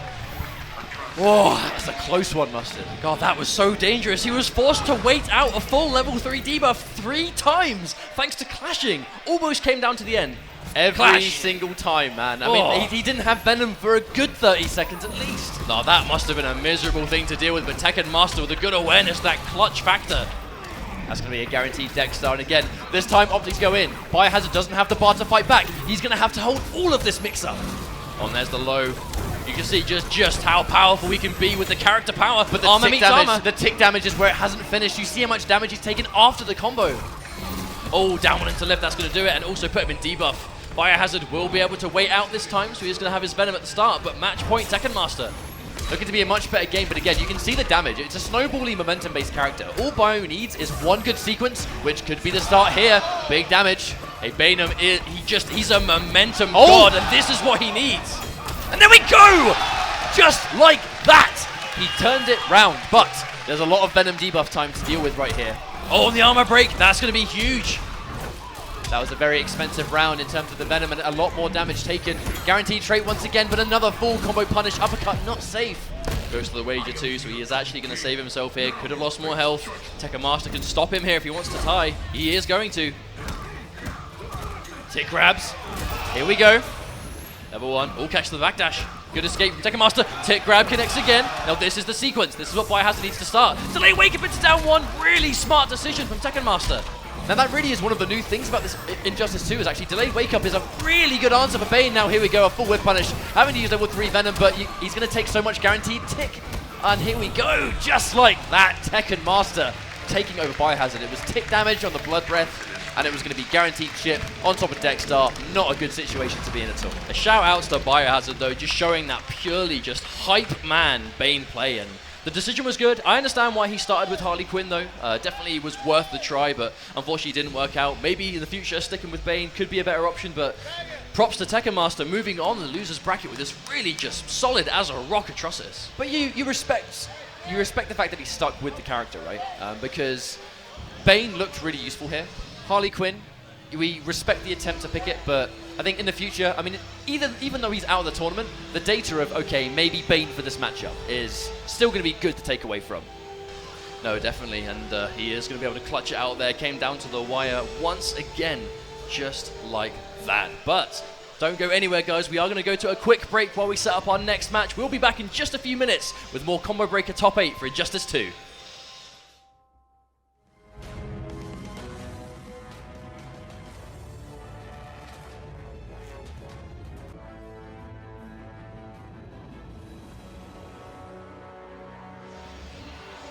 How's it going, guys? Welcome back. This is the Injustice 2 Pro Series presented by PS4, and we have our losers bracket action continuing with Dragon versus Forever King. Indeed, this is top 8 for Combo Breaker 2017, and it's been a really good tournament so far, but we are reaching the much later stages. As you can see by the bracket so far, winners finals, we've got Sonic Fox, Echo Fox, Sonic Fox versus Slayer, and losers, we just saw Tekken Master have a really clutch set over Biohazard. And I've got Noble Dragon versus Circa Forever King upcoming now. So, Dragon has been looking really good with Poison Ivy today, but he has been playing Aquaman for a few matchups as well. And Forever King, normally known for just being this fundamentally solid Batman player, but he has picked Black Adam already. That's what he used to eliminate KDC. This looks like it could be a bit of a... Is this the game? This could be a real match. Oh, I actually think it could be, yeah. Oh, unless Forever King is just really wanting to make sure that interaction works. He just really likes walking back. Now, here we go. Now, Aquaman... I think we understand why he's potentially gone for Aquaman in this matchup. So Dragon previously lost to Slayer's Black Adam. I think maybe taking from that, probably going, do I pick Aquaman here? Giving it a go, and to be honest, looking a little bit more strong. It could be. I mean, Slayer looked really strong versus him, but at the same time, it was a really close set versus Slayer. So it was like he got completely demolished, but maybe he just feels more comfortable here. And there's the Trident Rush. Chip damage already doing massive amounts of work. I actually like the fact that King didn't use any push block there. He opted to keep his 3 bars, because at that point, he actually had no bar left. What else is he going to do? Well, that's the big thing about Aquaman and Injustice 2. Trident Rush might still do a massive amount of chip damage, but he doesn't really build any meter for doing it on block anymore. So whereas before, you just do it for free, practically, because, I mean, who cares? You'll build most of it back. That definitely isn't the case now. The car advantage. And there we go, Meteor Burn Lightning again. A lot of damage on that projectile, which is why I think the full screen in a match like this is really good for Black Adam. No, indeed, and there's that low lightning coming into play. Not really seeing Dragon go for the deep counter poke. Oh no, he's going to get it. Now this really is one of those interesting full range matchups, because from the deep can be punished. But then again, Black Adam's Lightning Cloud can also be punished. So it's almost like a game of chicken from full screen. Yeah, definitely, you have to be super careful, especially when you've got a life lead. But no, the chip damage coming in from the Trident Rush. Tries to jump out with the follow-up. Oh, tries to chase it downward from the deep, but it's going to eat a low lightning for his troubles. And here's that slow pace. Just consistently just sitting there walking back. He can block her from the deep. He can punish it accordingly if he's on point. We're seeing every Black Adam player do this today, though. When they have a life lead, even if it's like a little life lead like this, they just want to slow things down. They want to walk you to the certain part of the screen. And when you reach a certain range, they just explode. But if a dive kick whiffs when you're in the corner, you're out the corner. So this range, here we go, overhead. Meteor Burn, Trident Rush to get a nice amount of damage. There we go, he gets caught. Full combo from Dragon, but drops the ender. Meteor Burns the scoop, that's going to hurt. Forever King throws him out of the corner. Oh no, he doesn't. He throws him towards. Oh, nice whiff punish from Forever King. Ready for the Trident Rush wake up. I actually really like the fact that he sat there, Meteor Burn forward 3, forcing a clash. Now he didn't go for the combo earlier because he didn't have bar, but now he has got bar. That's when we see the clash, when he can finally help himself with it. So careful though, he does have access to the orbs. Oh, trying to bait. Do a lot of work already when they get low, looking for that distance once again. Low lightning, this is chip territory. Now he pops the orbs, that's what he's waiting for. He wants you to be with pixels of life, so he can just pop the orbs and just dive kick towards you, or just get in your vicinity, and that's going to take it. So Dragon's pretty much gone straight to player select. I expect to see a... No, he has gone back to Aquaman. Maybe a stage change. I was really thinking maybe we would have seen him go for Poison Ivy, because against Slayer, it was really close. I don't think it was a Poison Ivy problem. He also looks significantly more comfortable with Ivy, but at the same time, maybe he is just that that confident in Aquaman in this matchup. Or maybe he just really doesn't like fighting Black Adam with Ivy. I mean, that's definitely a possibility. Black Adam, a very popular character in Dragon, playing as much Ivy as he has. He's going to be familiar with that matchup by now. And again, Forever King just walking back, seeing him do this all the time. Do you think maybe he just likes fighting with his back to the wall with Black Adam? I think he's just happy having this range. I mean, he's going to be used to fighting Aquaman as well. Good block. Gets the Trident Rush off those plus frames. Spend the bar doesn't have any other meter now. That's the thing, because he just spent the bar on the Trident Rush, he didn't have the bar to launch there for a full punish. So as soon as he sees that Dragon has no meter, of course he's going to be going for those dive kicks. Punish again on the dive kick, but this time spending his only bar of meter on that meat band from the deep, but escaping, but again, no bar for Trident Rush. This really is sort of showing, I think, the new changes to Aquaman, where he has to make that choice. Combo or Trident Rush. Oh, there's the orb. Massive damage coming out with this pressure. Good wake up down two. Is he going to swap position here? He will have the option to, but yes, he is. There's the delay. Throws him towards the corner. Has the space. Wake up lightning hands. There we go. From the deep does connect, and it's going to put him one round up. Now, if Dragon can keep this full screen, he may be okay, but I think at this point, anything can get punished. He has to work his way in again. Oh, there's the orbs. Doing more than enough damage there to chip him out, and he still has access to the other two. He has a little bit of uptime left on them as well. There we go. That trade. It's going to be down for quite a while, so again, he's going to be quite patient, taking guaranteed damage off the cloud, and this full screen battle ever so prominent. Oh, there's a jump in. No anti-air attempt from Dragon. I think Dragon's trying to really keep him in the corner, but he also might be worrying about the dive kick. We've already seen how much damage a dive kick can do. There we go. Oh, there's the Clash. I think in this situation, the Clash is probably actually just to get full screen. You know, bear in mind, Clash does also change where you are on the stage. It's not just a combo breaker. Here we go. Look at how much distance he's put. Also, Dragon didn't want to spend any bar there. Had an opportunity to guarantee health, but I think he just wants to hold on to it for the chip damage from Trident Rush or the extension on his combos if he gets a hit. Oh, there's the whiff. Oh, catches that one. There's the meteor burn as well. Gets a little bit of damage. Hey, Trident Rush is going to be a lot more dangerous now. Bear in mind, down one, down one, down one. This time works out for Forever King. That was just a game of chicken with the down one. There's the meteor burn dive kick. No, he drops it. May have potentially been to avoid Clash. Bear in mind, the combo drop actually almost beneficial because he wasn't able to clash the damage. He has the orbs back, though. He has to be really careful now. Looks for it. He was looking for one thing. No! There's the throw tech. Still alive! Oh, the instant jump from Forever King going to do enough damage to just take away that little bit of life left. But the reason that instant jump actually worked was because even though he took the grab, the orb still did all the damage. The jump kick was all he needed. Now, do we restart or do we change characters? I think he's thinking quite heavily about this. No matter who he picks now, this is it. This is his last opportunity. So now, yeah, he's sticking with it. He's gone for the rematch. He must win 3 games in a row with Aquaman to stay in the tournament. There's the trait. Now, that's actually one of the first times we've seen the Aqua Armor used in this entire set. I think you really need to sit there and go, hang on a minute, I'm not using trait. He's actually not getting launched too many times. A lot of his damage is coming down from chip or the orbs or just lightning. Yeah, King hasn't really landed many full combos in the set, but it's just been the neutral, it's been the range, it's been managing that trait so intelligently. That's where the life's going. And the meatman forward 3 anti-air. Yeah, we saw King do that a few times already. Definitely kind of go-to option. Massive damage. That's one thing Black Adam does so much damage if he hits you. Plus frames again. The down one respected, builds sufficient bar for another Trident Rush, but here, no bar to play with. Oh, he's taking that so much sequence. Absolutely disgusting block damage. Black Adam's got a Trident Rush of his own, it seems. Here we go again. Speaking of which, asking you shall receive. There's a Trident Rush, catches him trying to jump out, is going to hit him with the knee. Just enough damage to finish off life bar 1. But speaking of finishing off a life bar, the trait's going to do that one. Match point for Forever King. Once again, you see the cinematic time in between the rounds, just almost giving him his trait back immediately. Oh, there's a full punish. That's why we haven't seen Dragon go for those from the deeps far away. He doesn't want to get punished. Albeit, not really a massively damaging punish, though. A lot of pushback, establishing more range. Forever King again, really playing with that distance. Oh, not sure what he was expecting there. There's the interaction. And again, just walking back. We see Forever King doing this all the time with Black Adam. Just wants to build that space. There's the meteor burn dive kick. He's only got one of those left. Oh, wow. Already dedicating for the grab. Probably not sure it's going to hit. And again, I don't think he was ready for that dive kick to hit either. Oh, there's the whiff. Forever King went in, but hesitated.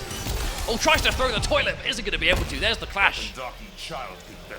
Now, bear in mind, King has spent a lot of bar in this round. He has, indeed. Oh, he's defends one. Here we go. Yeah.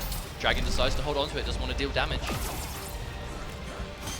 There's the trip guard on the back one. That is going to be a full combo because he's used Clash. Can't do anything about it. And the drop on the forward 2. It's going to give him that tech roll into full screen. But again, very crucial there's that walking back. We see Forever King do this all the time. He really wants to have that distance. But I think maybe he just is really comfortable fighting with his back to the corner. Oh, clearly. Absolutely. He's going to have to trade as well. And then Big we go full dive combo. kick. That could be max damage. No, the clash saves him from damage at the last minute.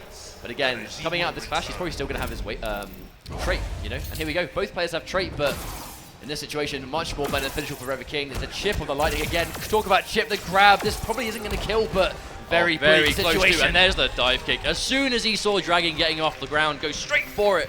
Practically guaranteed chip damage at the time. Rever King will excel even further into this top 8 over Dragon. Does that mean he moves on to fight Tekken Master? I think it does. It does indeed. That's going to be a really interesting matchup. We don't really know what character Keen's going to use there, but it's probably going to be Atrocitus versus... Ooh, do we think Batman? He hasn't used Batman at all in this top 8 so far. Not yet, but I think it comes to... Actually, he's fought 2 Aquaman, right? Maybe he just doesn't want to put himself in that situation. He doesn't want to fight bear in mind, Batman. when Batman launches you, that's probably why we've seen it, because when Batman launches you, it comes off strings, but the launcher comes at the end of those strings, not at the start. If he Aqua Armors at the very beginning, the launcher gets blocked, so you can't really do a whole lot. So I think we're going into our winners finals next. So it's going to be Echo Fox, Sonic Fox versus Slayer. We've seen these guys play in almost every NetherRealm game at this point, but again, Sonic Fox's success really kind of speaks for itself at this point. Slayer has been a really fundamentally strong player throughout the years, but again, both of these guys have been very successful in Injustice specifically, and Slayer looking really powerful. Now, are we going to see a Black Adam mirror match, or are we going to see Sonic Fox actually go to Deadshot for the first time in this top 8? Now, I'm going to say it, I don't think we're going to see a Black Adam mirror, because Deadshot currently really is Sonic Fox's, favorite character to currently play. And he's been using it pretty much throughout the entire tournament. And the Black Adam pick specifically was that he didn't want to deal with Atrocitus, and he felt that Black Adam did really well in that matchup.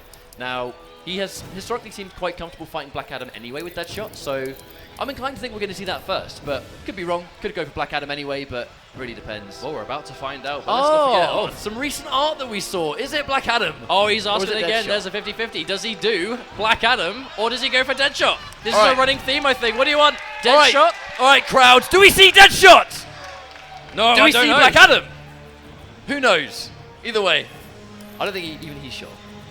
He's still thinking about it. There's the Deadshot. He does it anyway. But who does Slayer pick here? Because Slayer, again, has a bunch of characters up his sleeve. Aquaman. Okay, so some running themed characters. We see Aquaman picked once again.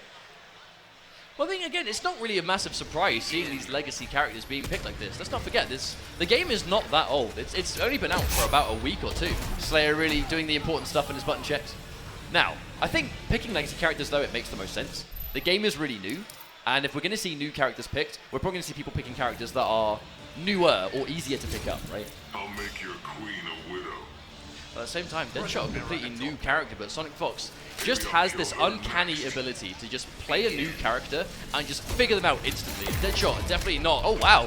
One he's not put any time into whatsoever. He's been really grinding this character. He's already had a ton of success. Now, here's the first really smart decision. Sonic Fox has opted to zone out with the meter drain bullets. I mean, Aquaman needs meter to both do combos and for Trident Rush. If he's losing his bar through the keep away, then that's going to be, well, he's not as dangerous up close at all. Oh, wow, goes straight in for the Aqua Armor to not get punished for that. That's going to be a full combo in the corner. Deadshot, although his damage mid-screen is pretty weak in the corner, still meets business. Oh, meter burns the Trident Rush, pushes him all the way back in. Look at all the meter that Sonic Fox has already built. Gets a full Lucha Jump punish on that, but hasn't got the bar to extend the damage. There we go, that's going to be another full combo, and yeah, the rifle's going to take it. Now, at this range, it's not only corner pressure, but it's the fact that Deadshot has the entire screen to walk away if he wants to. Oh wow, caught trying to go for trade. There's actually a straight up punish as well on that trait activation. Really good stuff from Slayer. Full jump in. Now, even without the bar, that's going to do it. Sonic Fox still has the 2-bar advantage, but he is Deadshot, who needs that screen, and he doesn't have anything to work with now. Back to the wall. Oh, there's good the meter burn roll. I was just about to mention meter burn roll when your back to the corner is such a great option if you're a keep away character. Another full combo into Splat, guaranteed trait. Anything, enforcing plus frame to factory as well. Now here comes some meter drain. I actually love the choice to go for meter drain versus Aquaman specifically, because we've all seen what he can get with the chip damage from Trident Rush or his massive damage extension. So if you can take that bar away from him, really smart. Unfortunately, you get clipped by the second half of that. Bear in mind, if Deadshot's got meter, the meter burn version of that straight flying knee is actually safe on block. Oh, he is going to get that corner combo there. Oh, waiting for the wake up, but Sonic Fox doesn't fall for it. Sonic Fox actually pressing buttons out of the +2, and here we go. It's going to be very difficult.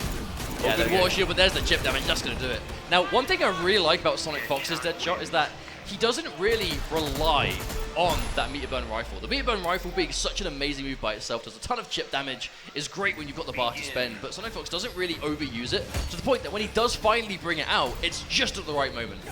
One other beneficial thing about this matchup is normally Aquaman can kind of contend with his owners because he can block and punish or at least enforce some sort of minus frames. Deadshot's projectiles recover so quickly, that doesn't really happen. But right there, got caught in the forward dash, so that's a great start. That's a nice amount of damage to deal just for dashing forward. Respectable stuff. But now Slayer can afford to be patient. I mean, what's he got to fear? He can neutral crouch through straight shot. He's not Oh, gonna big take a huge jump amount. I don't think he was quite ready for that to connect. Oh, gets caught by the back 1-2 right there. Sent full screen once again, and here we go. Meter drain bullets. Each individual bullet will do a set amount of meter ticked away. So that's why Sonic Fox will prioritize the machine guns. Oh, wow. Catches him with a scoop. Nice damage there. Yeah, Slayer's Sonic doing, Fox. he is really contesting with this damage. I mean, what he gets hit by makes up for it in that damage. And yeah, that actually really hurt. Oh no, it ran out! The bullets did so much damage there though. That's the thing, when he has this aqua armor on, when he was blocking, it did so much more damage to him. Almost more than it was going to do if it actually hit him. Oh, tries to punish, but backdashes through the bullet. There we go. Again, if you look at the bar, Deadshot pretty much always has a bar of meter. And as long as he's got the bar, the meter burn rifle is a dangerous possibility. Oh, wow. Oh no, dropping that's the an input. unfortunate drop as well. The damage extension you get from full screen can be really important, especially in a matchup like this. I'm pretty sure we've seen that wrist cannon actually punish from the deep on blocks. I think it's actually been, Sonic Fox has been faking out that rifle. He's not even committing to meter burn. He knows that after he blocks it, Slayer's just going to sit there and hold it because he's expecting the meter burn, drops the aqua armor a little bit too late, so gets launched anyway. Well, that was a good trade, yeah, but great puts him trade. full screen. Oh no, spends the bar, Slayer wasting it. Oh wow, catches him just on the tip of the trident. There we go, catches the juggle. Gonna absorb this entire thing, but again, he's not got a huge amount of life left. And Deadshot will punish that from the deep anywhere on screen. Oh no, chip damage adding up. He's gonna hold it. Now Sonic Fox, Oh no! Oh, no! that is a heartbreaker. Accidentally let go of the hole too quickly. And that's going to do it. Gets hit by the last bullet, which basically puts him in a guaranteed KO territory. That would have been such an advantageous situation as well, because at that point, Sonic Fox actually spent his last bar on that meter burn rifle. But either way, we're going to go to a character change. Has he changed? No, he's gone back into Aquaman. Again, I think just time to think about it, right? Take a time out. Don't hastily jump into the next match, especially bear in mind, this is winners finals. So if he loses, he's going to go into losers finals. So he's not out of the tournament, but the comfort zone of winners is worthwhile if you're going to win winners finals. No, absolutely. That patience again. Oh, gets the jump in, tries to trip guard. Down one, going to take away the first hit. And again, you can see how important it can be to have meter when you're playing Deadshot. The grab, unfortunately, the grab does actually send full screen, which is where Deadshot wants to be. Oh, good thing actually didn't commit to meter burn there. Would have taken full damage. Oh wow, max range jumping again, but you can tell Slayer just is not ready for him to connect from that distance. Oh, unsafe knee, but obviously if you've got bar to make it safe, very risky trying to press buttons there. Yeah, he is going to spend the bar here, getting more chip damage, but again, doesn't have any bar to work with now. Nice, good use actually, going in for the down two with the aqua armor to make himself safe. Oh, the challenge! Oh, wow, good actually, challenge. Really smart actually using the forward one. It's 6 frames, one of the fastest mids in the game. Good challenge for +2. But that actually should be the life bar if he doesn't drop this. Yeah, that is going to do enough. And importantly, to waste the rest of that trait for Sonic Fox. But it's going to be half regenerated now, but still down. The problem is Slayer completely starved of meter at the moment. Now, the important thing in this matchup is going to be Slayer making sure that he tries to keep Sonic Fox near the corner. But as I say that, Sonic Fox fighting his way out and being on match point. Really nice extension on that air-to-air too, though, just to get that little bit of extra damage. That is what he needed to finish it off. But nice from the deep catches, just for max range of that back 3 to connect. Slayer tried to keep him contained with a sweep, but drops the input. Either way, it doesn't matter. Still got a nice amount of damage. The trip guard as well, that's a free Trident Rush. Oh, no way, different Sonic Fox wants to hold on to it. A little bit extra damage there, getting him slowly but surely to the corner. Hits the max range low, tries to go for the aqua armor, but a little bit too late, gets launched anyway. It can't take too many of those projectiles because at that point he's not going to trade in his favor. But there's the wager. Sonic Fox likely to spend maybe one. He might want the bar for the rifle. He might. Yeah, Slayer's not going to spend everything. Still going to have a bit of a life lead, but this is Deadshot. That range catches her from the deep, and all that health he just got back is going to go completely down. And there's the sweep. Wow, risky stuff. Goes in with the wake up anyway. The wake up Trident Rush. Slayer does bring a game on the board. No 3-0 here. That's important though. He's figured it out. He goes for that sweep instead, wants to end right in his face. But as soon as he makes the adjustment, Sonic Fox, no messing around, straight to Black Adam. And again, we see Aquaman versus Black Adam. I mean, we've clearly seen that Black Adam can compete with this character. You know, I mean, if he knows and feels totally confident that Black Adam's going to be the one, he only has to win one game here. Yeah, I mean, for Sonic Fox, this is a ranked match. He just needs to win one. Who cares? That's all he needs. Oh, down one to check the high. Bear in mind, the forward one is a high. Oh wow, jump into the straight for the down 2. I actually like that option though, knowing that Slayer was likely to go for the Aqua. No, he just launches him straight away. Unfortunately, he didn't manage to dash in enough distance, so he gets tagged anyway. Oh, that cross-up dive kick, so powerful. There's the air tech though, but isn't it range to punish him? Interactable gets a good trade, knocks down again, and a very quick round, and Sonic Fox on match point once again. Oh, looking really good. Still got the vast majority of his health back. And again, really trying to keep himself safe. You can still use the Aqua, but speaking of unsafe, Scoop totally punishable. Down one into Lightning Hands, means Sonic Fox. Look at this life lead already. Oh, tries to Annie outstanding one, but is going to get beaten clean by the jump in. Oh wow, gets the air tech too, wastes the bar. Oh, combo drop. The air tech actually really sort of messed up the combo's gravity, and funny enough, even though it kept the combo going, definitely benefited him, and the Lightning taking it. Sonic Fox is your first grand finalist. Again, not really a huge surprise, I think. Sonic Fox really just on a tear. This being the first major event in the Injustice Pro Series, looking really strong instantly. Again, bringing out Deadshot when the matchup called for it, and as soon as he thought that, okay, maybe this isn't going to work anymore, straight to Black Adam. One game, now we see him in Grand Finals, winner's side. Well, you mentioned it, right? All Fox had to do was win one game. So if he felt like Black Adam was going to get the job done, of which we've clearly seen it's possible, because throughout this whole top 8 we've seen Black Adam versus Aquaman. Black Adam's pretty much come off better. Why not? You know, it's a good decision. That does mean that we're moving on to our next losers bracket match, which is going to be 4 losers finals. Having a quick look at how the bracket's going so far, we've now got grand finals, Sonic Fox in winner's side, Slayer waiting in losers finals, and now we have one more match to decide who will get minimum 3rd place between NASA Tekken Master and Circuit Forever King. So this matchup in particular, so Forever King actually is yet to use Batman today in the top 8. In top 8, of course. Do we think he's going to use it against Atrocitus, or does he go back to Black Adam again? Because, I mean, it was the character that sent Tekken Master to losers in the first place. That is a good point. I mean, Tekken Master and Forever King, they have played before, even in MKX, right, where they did meet in tournament, and Forever King was able to cause, at the time, was considered an upset by defeating Tekken Master. Isn't it funny, really, how, you know, it reached a point where so many players came out within the game and were so dangerous that Forever King beating someone was considered an upset, even though Forever King himself is such a phenomenal player. Yeah, well, that's just the point we were at, I think, at the game's life. But back then, where Tekken Master was this massively successful MK player, and Forever King was definitely a very good player, but didn't quite have the same level of success. Now we're swapping things around. Here we go. Injustice is Forever King's game. He has always been a top player for Injustice, and now Tekken Master has to bring it to him. Looks like things are going to be a bit beta here, boys. It's Batman versus Atrocitus. On the same stage as well, how about that? Yeah, this is the Injustice 2 beta right now. Going for a button check though, so again, this might not be the match we're going to see, but usually we see them do that and then just hit restart match. Yeah, so we normally see the restart match, but making sure things are all good. I mean, at this stage, right, button checks are ever so important. You don't want to lose 20k because your buttons are wrong.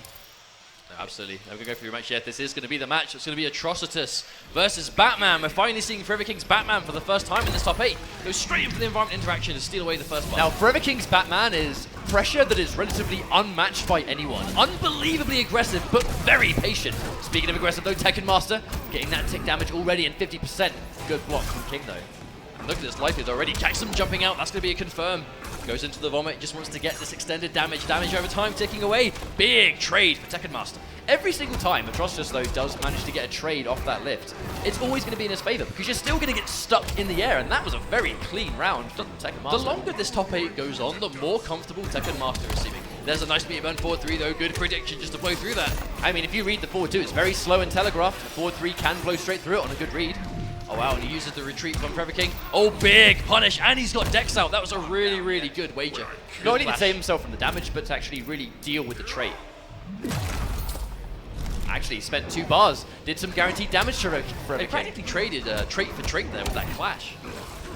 Oh, there's a back 3 attempt though from Forever King. Maybe expected a throw. There's a punish. Bear in mind, grappling hook is fully unsafe by Bloodlift. There's the jump in. Very classic Batman, using that trait to close into space, making the jump in very hard to anti-air. That's going to be a knockdown. Doesn't want to spin his bar for the restand. There's a full screen wake-up though from Tekken Master. Oh, big anti-air. Doesn't have wager anymore. There's the combo drop. That can be disastrous. Forever King is a bit of a comeback machine with this character, but no, Dexter stops him from coming in. That really is one thing that Tekken Master does more than basically any other Atrocitus, which is using those Dexter strings to be plus on block. In the beta days, it used to cost a lot more of your trait to use those strings, but now it uses way less, and because of it, it's way more attractive to use those strings for block pressure. So we saw Tekken Master being a little bit dangerous there because he didn't have a lot of life left on his second bar, but now he has all this red life to go with. Let's not forget, Forever King has used his clash already, so he hasn't got access to that to save himself. But he's building all this bar. Oh no. Oh, and he gets a strong overhead. That's going to be tick damage on the blood breath as well. It is indeed, and there's the lift. Now, bear in mind, it's going to be so risky now again, because you can't really take any chip either. Oh, there's a push block. Oh, into the forward two, that's chip damage. No, really smart push block from Forever King. Going in forward dash, but the trip guard into the guaranteed punch float. And that is going to be game one. No, Tekken Master looking really strong, very comfortable. I think that's a big thing, but do we see him stick with Batman or go back to Black Adam? We might see a Black Adam here. Because Batman, I think Batman can definitely compete with Atrocitus, but this is going to be a matchup Tekken Master is just so much more familiar with. Because bear in mind, during the Injustice 2 beta days, he pretty much only ever used Atrocitus. And Batman was pretty much the most popular character in the beta. But at the same time, Forever King, he has got a very good Black Adam. But Batman is definitely his best character, right? He's put the most amount of time in Batman, he's played him the most, it's definitely the character he's most known for. So he's going to have that sort of just pure familiarity. Actually quite smart there, Tekken Master. Instead of going in for a whiff punish to get a block string, use the negative frames of that whiff to guarantee his trade. Oh, there we go. Misses the combo, that's unfortunate. Against the shield, big pressure coming in. There's a plus frames again. Forever King trying to do something out of it, and that's going to be a full corner combo. Going in for the lift. Again, down one. The blood tick damage goes down. Again, that backward to a really nice option, but a punish. The bats come out really fast. I believe 3 frames on point blank. Oh, good air tech though as well, because this is Batman. You can do massive damage, but also end in that restand with a grab hook if you want. Catches the back dash, isn't close enough to confirm, so he just moves in with the forward dash. Every single time Tekken Master has gone for this, he's guaranteeing it. That's going to be 3 ticks. Oh my lord, look at that damage over time. It is just draining away. That's going to be the benefit of getting 3 of those. I believe you can get even 4 as well. Oh lordy lord, that was a lot of damage. Good block in the back 2-3. Is he going to go for it? No, keeps it safer. Oh, there's the BMM forward 3. Tries to whiff punish, isn't quite there. There we go, he's going to guarantee that deck star once again. And a lift again at this point. He's got so much of the trait left to work with. And there we go, the BMM forward 3. Knowing that he was going to go for a deck star projectile and plowing through it. Oh, that raw low puddle though, that is going to do big damage here. There's the back 3. Forever King, there goes in for the clash. This should be a little bit of guaranteed life. I don't think Tekken Master's got any bar. No, he does not. That's going to be a guaranteed 15% back. Yeah, it's going to be much harder to really enforce anything without that trait, especially when Batman has his character power stocked and ready to go. So, Forever King, a little bit starved on meter at the moment. His trait isn't fully regened yet either. At the same time, has used his clash, but still has plenty of life left to work with. But there's the conversion from Tekken Master. I think at this point, Bloodlift, absolutely one of the best trading tools in the game, because you can still get a combo regardless. Uh-oh, speaking of getting a combo, this is going to be big damage. Oh, wow, straight into lift, not even a mix-up. Oh, Dexter just disappeared. Oh, but that punch float. There's the bar to extend it too. What's the Yoki? Bear in mind, meter burn, punch float still does tick damage. That's guaranteed! Not quite. No, he gets the bats out just to get in the way.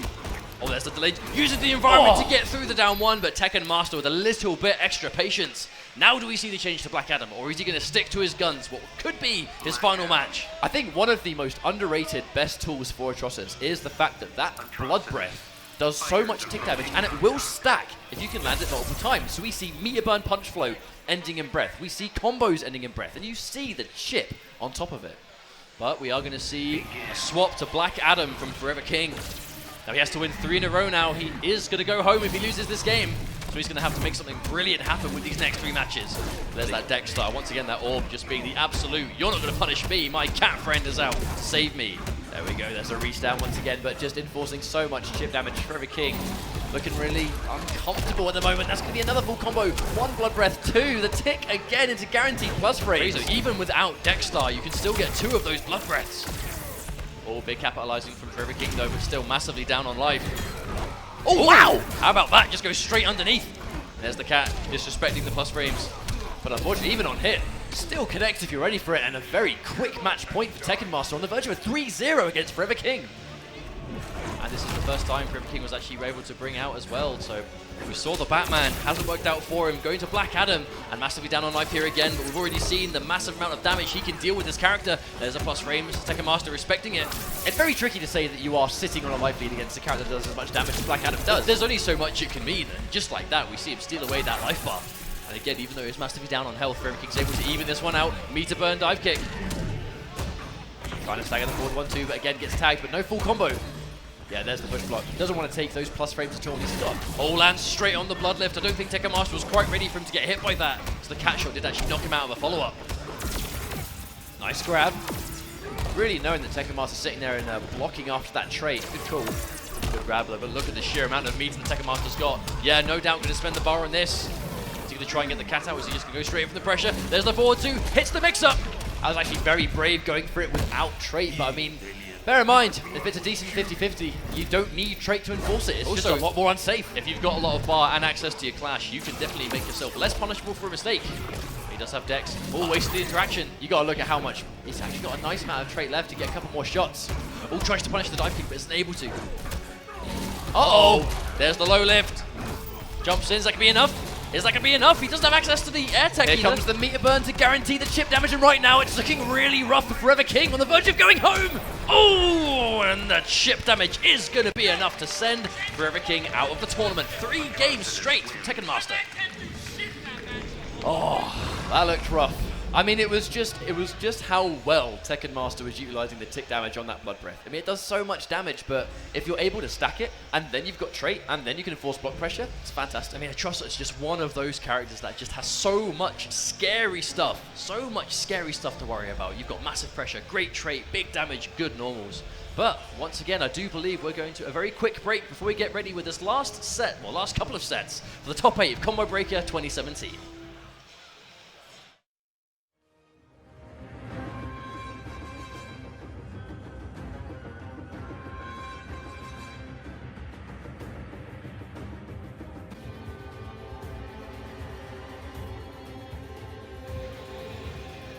What's going on, guys? Welcome back. We are live once again with Injustice 2 at Combo Breaker 2017, and we have a losers finals to play. We do indeed. It's going to be NASA Tekken Master versus Slayer. Tekken Master has been on a bit of a tear this weekend. Did take home first at Mortal Kombat X yesterday, and again, minimum 3rd place today as he is in losers finals. But to get his rematch with Sonic Fox, he's got to take out Slayer, who's been looking really strong today, and in general is a very good Injustice player. Now, the Black Adam versus Atrociusa matchup is one that Tekken Master had to fight against Sonic Fox in the winner's bracket. Unfortunately, didn't quite work out so well. So Black Adam, once again, a good pick for Slayer. But he doesn't really look that unfamiliar. He does look comfortable in the match, but at the same time, Black Adam just hits so hard. But if there's one character to go toe-to-toe to Black Adam with damage, it's someone like Atrociusa. There we go again, using that trait. It's going to be down for quite a while, but doesn't quite get the Dexstar shot actually to make it safer, but Meter Burn's going to do it anyway. But just look at the damage of Black Adam. Really good round. That was 600 damage for that, and that has more than cemented this huge life lead. Oh, armor breaks through the environment too. Slayer just like completely in the driver's seat. Going in for the dive kick. Meter Burn as well to be much safer. Clean jump in. This is not looking particularly good for Tekken Master right now. Oh, well, there's the anti. Yeah, wonderful conversion as well. But it makes you wonder, does Tekken Master even have the life lead left to bring this back versus Slayer, considering how versatile the orbs can be? Well, Tekken Master can keep this sequence meterless. Bear in mind, the Dexstar trait is going to get rid of those orbs, but a very, very well-placed delayed wake-up to make it whiff. And this first game is pretty much a wrap. Unless this might be enough damage to get the life bar, but I mean, he has 20 points of health left. I'm not sure if that's going to be enough. There's damage over time. Catches him trying to wake-up attack. Once again, this could be a massive comeback if Tekken Master can stop him from activating trait. Oh, doesn't quite connect, and yeah, there really wasn't much Tekken Master. I mean, that's one of the greatest strengths of Black Adam, is just popping that trait when you know that they haven't got the health to take it, and then you just go in. You let them finish it, you know, let it finish the job for you.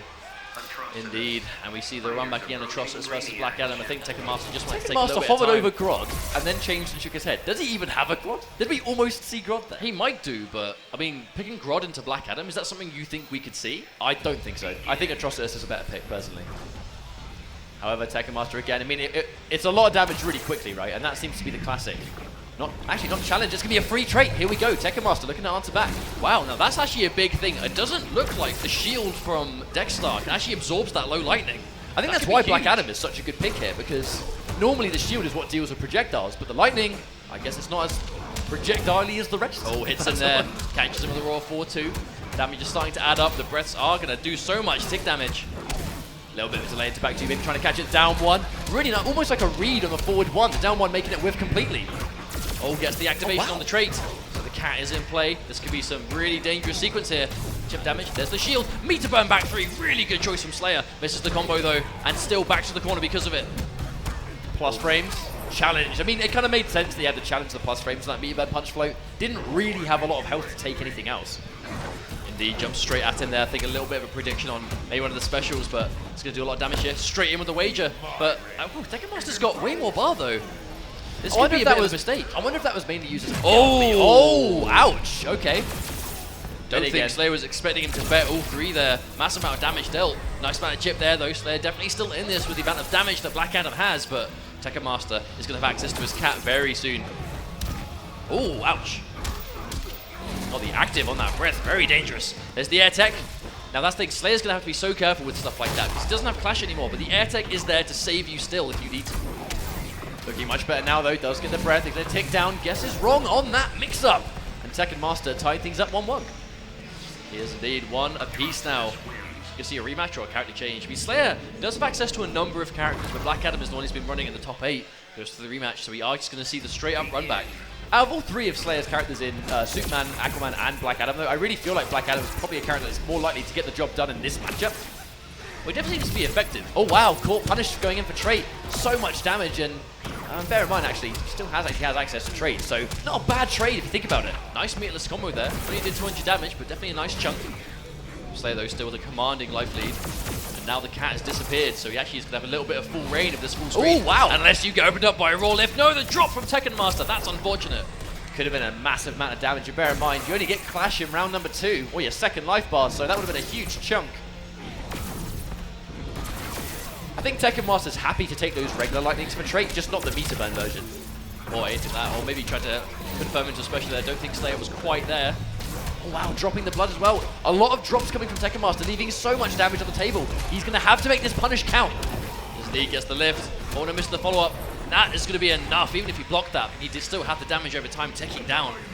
Would have been enough anyway, I think. Now, the Tekken Master cannot let him out of this corner. Oh wow, the speed. Bear in mind, back forward, like one, punch float. It starts up faster than most specials, so using it to answer there, a really good choice. More damage, the tick damage, down one into a breath.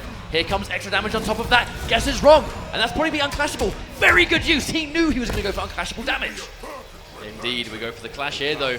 This is something he really needed. There we go, 1 bar coming out. A bit of life back, going in for the guaranteed trait. Now things just got a little bit complicated for Slayer. But that's a really good situation, though. Gets his own clash out, guaranteed some health there. And the most important thing, this is going to get rid of his trait, so the cat will disappear. Good choice to spend 1. He now has access to meter burn lightning. You know, if you catch him going for trait, a huge chunk of damage. Oh, hits him with the very later active frames. Wake up backdash, gets chasing down. Don't think Tekken Master was expecting it, but it's going to keep chipping him away here. Massive amounts of damage coming through on block. Here comes the grab. That's no doubt going to be towards the corner. Now Slayer has got access to the massive damage output in 2 bars. Oh, push blocks the orbs. Really smart decision. He's going to take that trade all day. The anti-air, but no follow-up. Oh, the Rollo lift. That's going to do it. That's going to do enough damage there to take it 2-1 to Tekken Master. That was really good. Now, in most situations, getting your character power out as Atrocitus at the expense of eating a meter burn lightning isn't the greatest because it hurts. In that situation, Slayer had such little life left, and all he needed was 1 deck star shot. It was a great situation. Back to character select once again. Yeah, I think it's just taking some time. That is something we're seeing a lot. I mean, it didn't look like the stage itself was too familiar there, or was too impactful, I think I should say. But again, just taking this time. Both these players really do that a lot, I think. Particularly these guys. Okay, so we have gone for a stage change. It's going to give him that little bit of time to think, but Tekken Master sort of actually recovering quite well. Wow. Oh, wow. Full screen punch float into the cat, too. I think he just knew the distance. But there's that meter burn back 3. We don't see Slayer going for it too often, but when he does, it works. It did force the only bar that Slayer had at the time out, though. There's the meter burn going for the damage over time. Good situation as well. Part of me thinks, though, we might see Tekken Master go for that extension on the punch float in the same way we see Bane players do it, just to use up time to let Dexstar come back. It's a very valid thing to do with Atrocitus because the trait is key. And if you can get it back as fast as possible, that was a really strange animation situation, unfortunately. It was still just a magic moment. Yeah, indeed. But oh no, there's the lift. And he does have Dex out, so that's going to be massive damage extension. Bear in even mind, restanding at the very least. Bear in mind, that was tick damage on top of a guaranteed restand into more pressure. Match point for Tekken Master. He's looking really strong. He really wants that run back from Sonic Fox in Grand Finals, but he has to take out Slayer to do it. But he has the corner pressure. Black Adam nowhere to go. There's the block on the lightning, but again, 2 bars left. Slayer actually whipping the close dive kick just to build that second bar. Very smart. Or pops the shield, he just runs straight in. There's the lightning cage to go under the projectile. That's a trade. That's exactly what Tekken Master needs. Okay, so Slayer, I think if he's going to win, he needs to stay here. He cannot let Tekken Master get that space. Because Tekken Master has a ton of bar. His trait is almost back and he still has Clash. He has to be so careful how he approaches this. There's down 1. The dive kick, is that going to hit again? Oh, but the dive kick does manage to make it whiff. This is an opening, but no! That's going to be forward 3 into another forward 3. Tekken Master will have his run back against Sonic Fox. He really wants a Tekken Master looking really, really strong in this tournament. But again, props to Slayer for getting losers finals. Top 3 in a tournament like this. But again, Tekken Master, he's looking for that run back. He's looking for it. That's exactly what he's going to get. A little bit of a mini call out. Sonic Fox right there, pointing right at him, saying, "You are next." Well, we're going to find out who it is going to be losing this, though, because this is going to be top 2. Top 2 in grand finals. So that actually does mean that for both MKX and Injustice 2, Tekken Master has been in grand finals for both games this weekend. What a performance! It does, but look at that replay, that final game. Tekken Master just wanted that last hit. That's what he needed, and that is what he got. Really well played. I think quite a morale boost, I think, for him as well. That, bear in mind, he lost very convincingly to Sonic Fox, Black Adam, in the winner's bracket, proving that he can actually conquer at least the character. Going into Sonic Fox, he's going to have that sort of muscle memory in that one matchup if Sonic Fox chooses to go Black Adam again in Grand Finals, which he might not do. But that is what we're going to see. But for now, we are going to throw you guys over to main stage for a special announcement with Rick. Hey guys, we having a good time tonight? This is the first Injustice 2 Major, and that's the best noise we can get. There's 1,000 of you, come on! There we go. All right, every year at Combo Breaker, hopefully everyone here knows one of the things we care a lot about is community and the health of this community. So coming to the stage, I have a special announcement from KIT's Vandy and Panda about this community.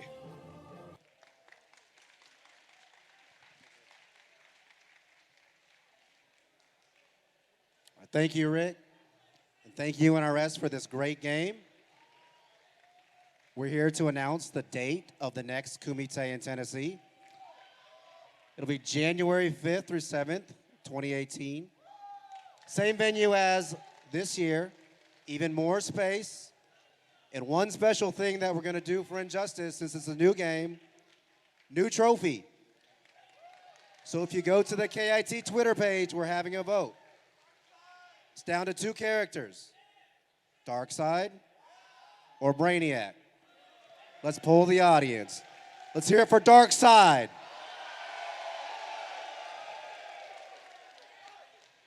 Brainiac. All right, we'll see. Go vote. At this time, I'd like to call up Ed Boon to the stage for a special announcement.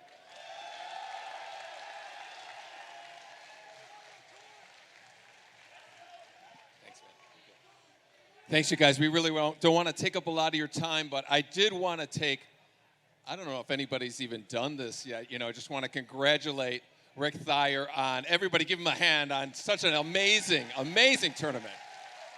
They get better every year. These Chicago tournaments are special to us.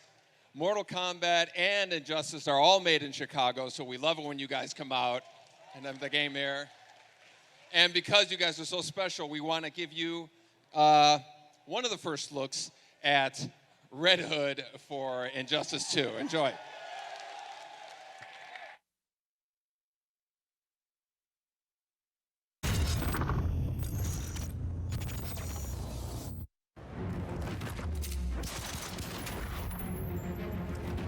Dick trusted me, but you never will. Someone's desperate for approval. I've got more than enough father figures.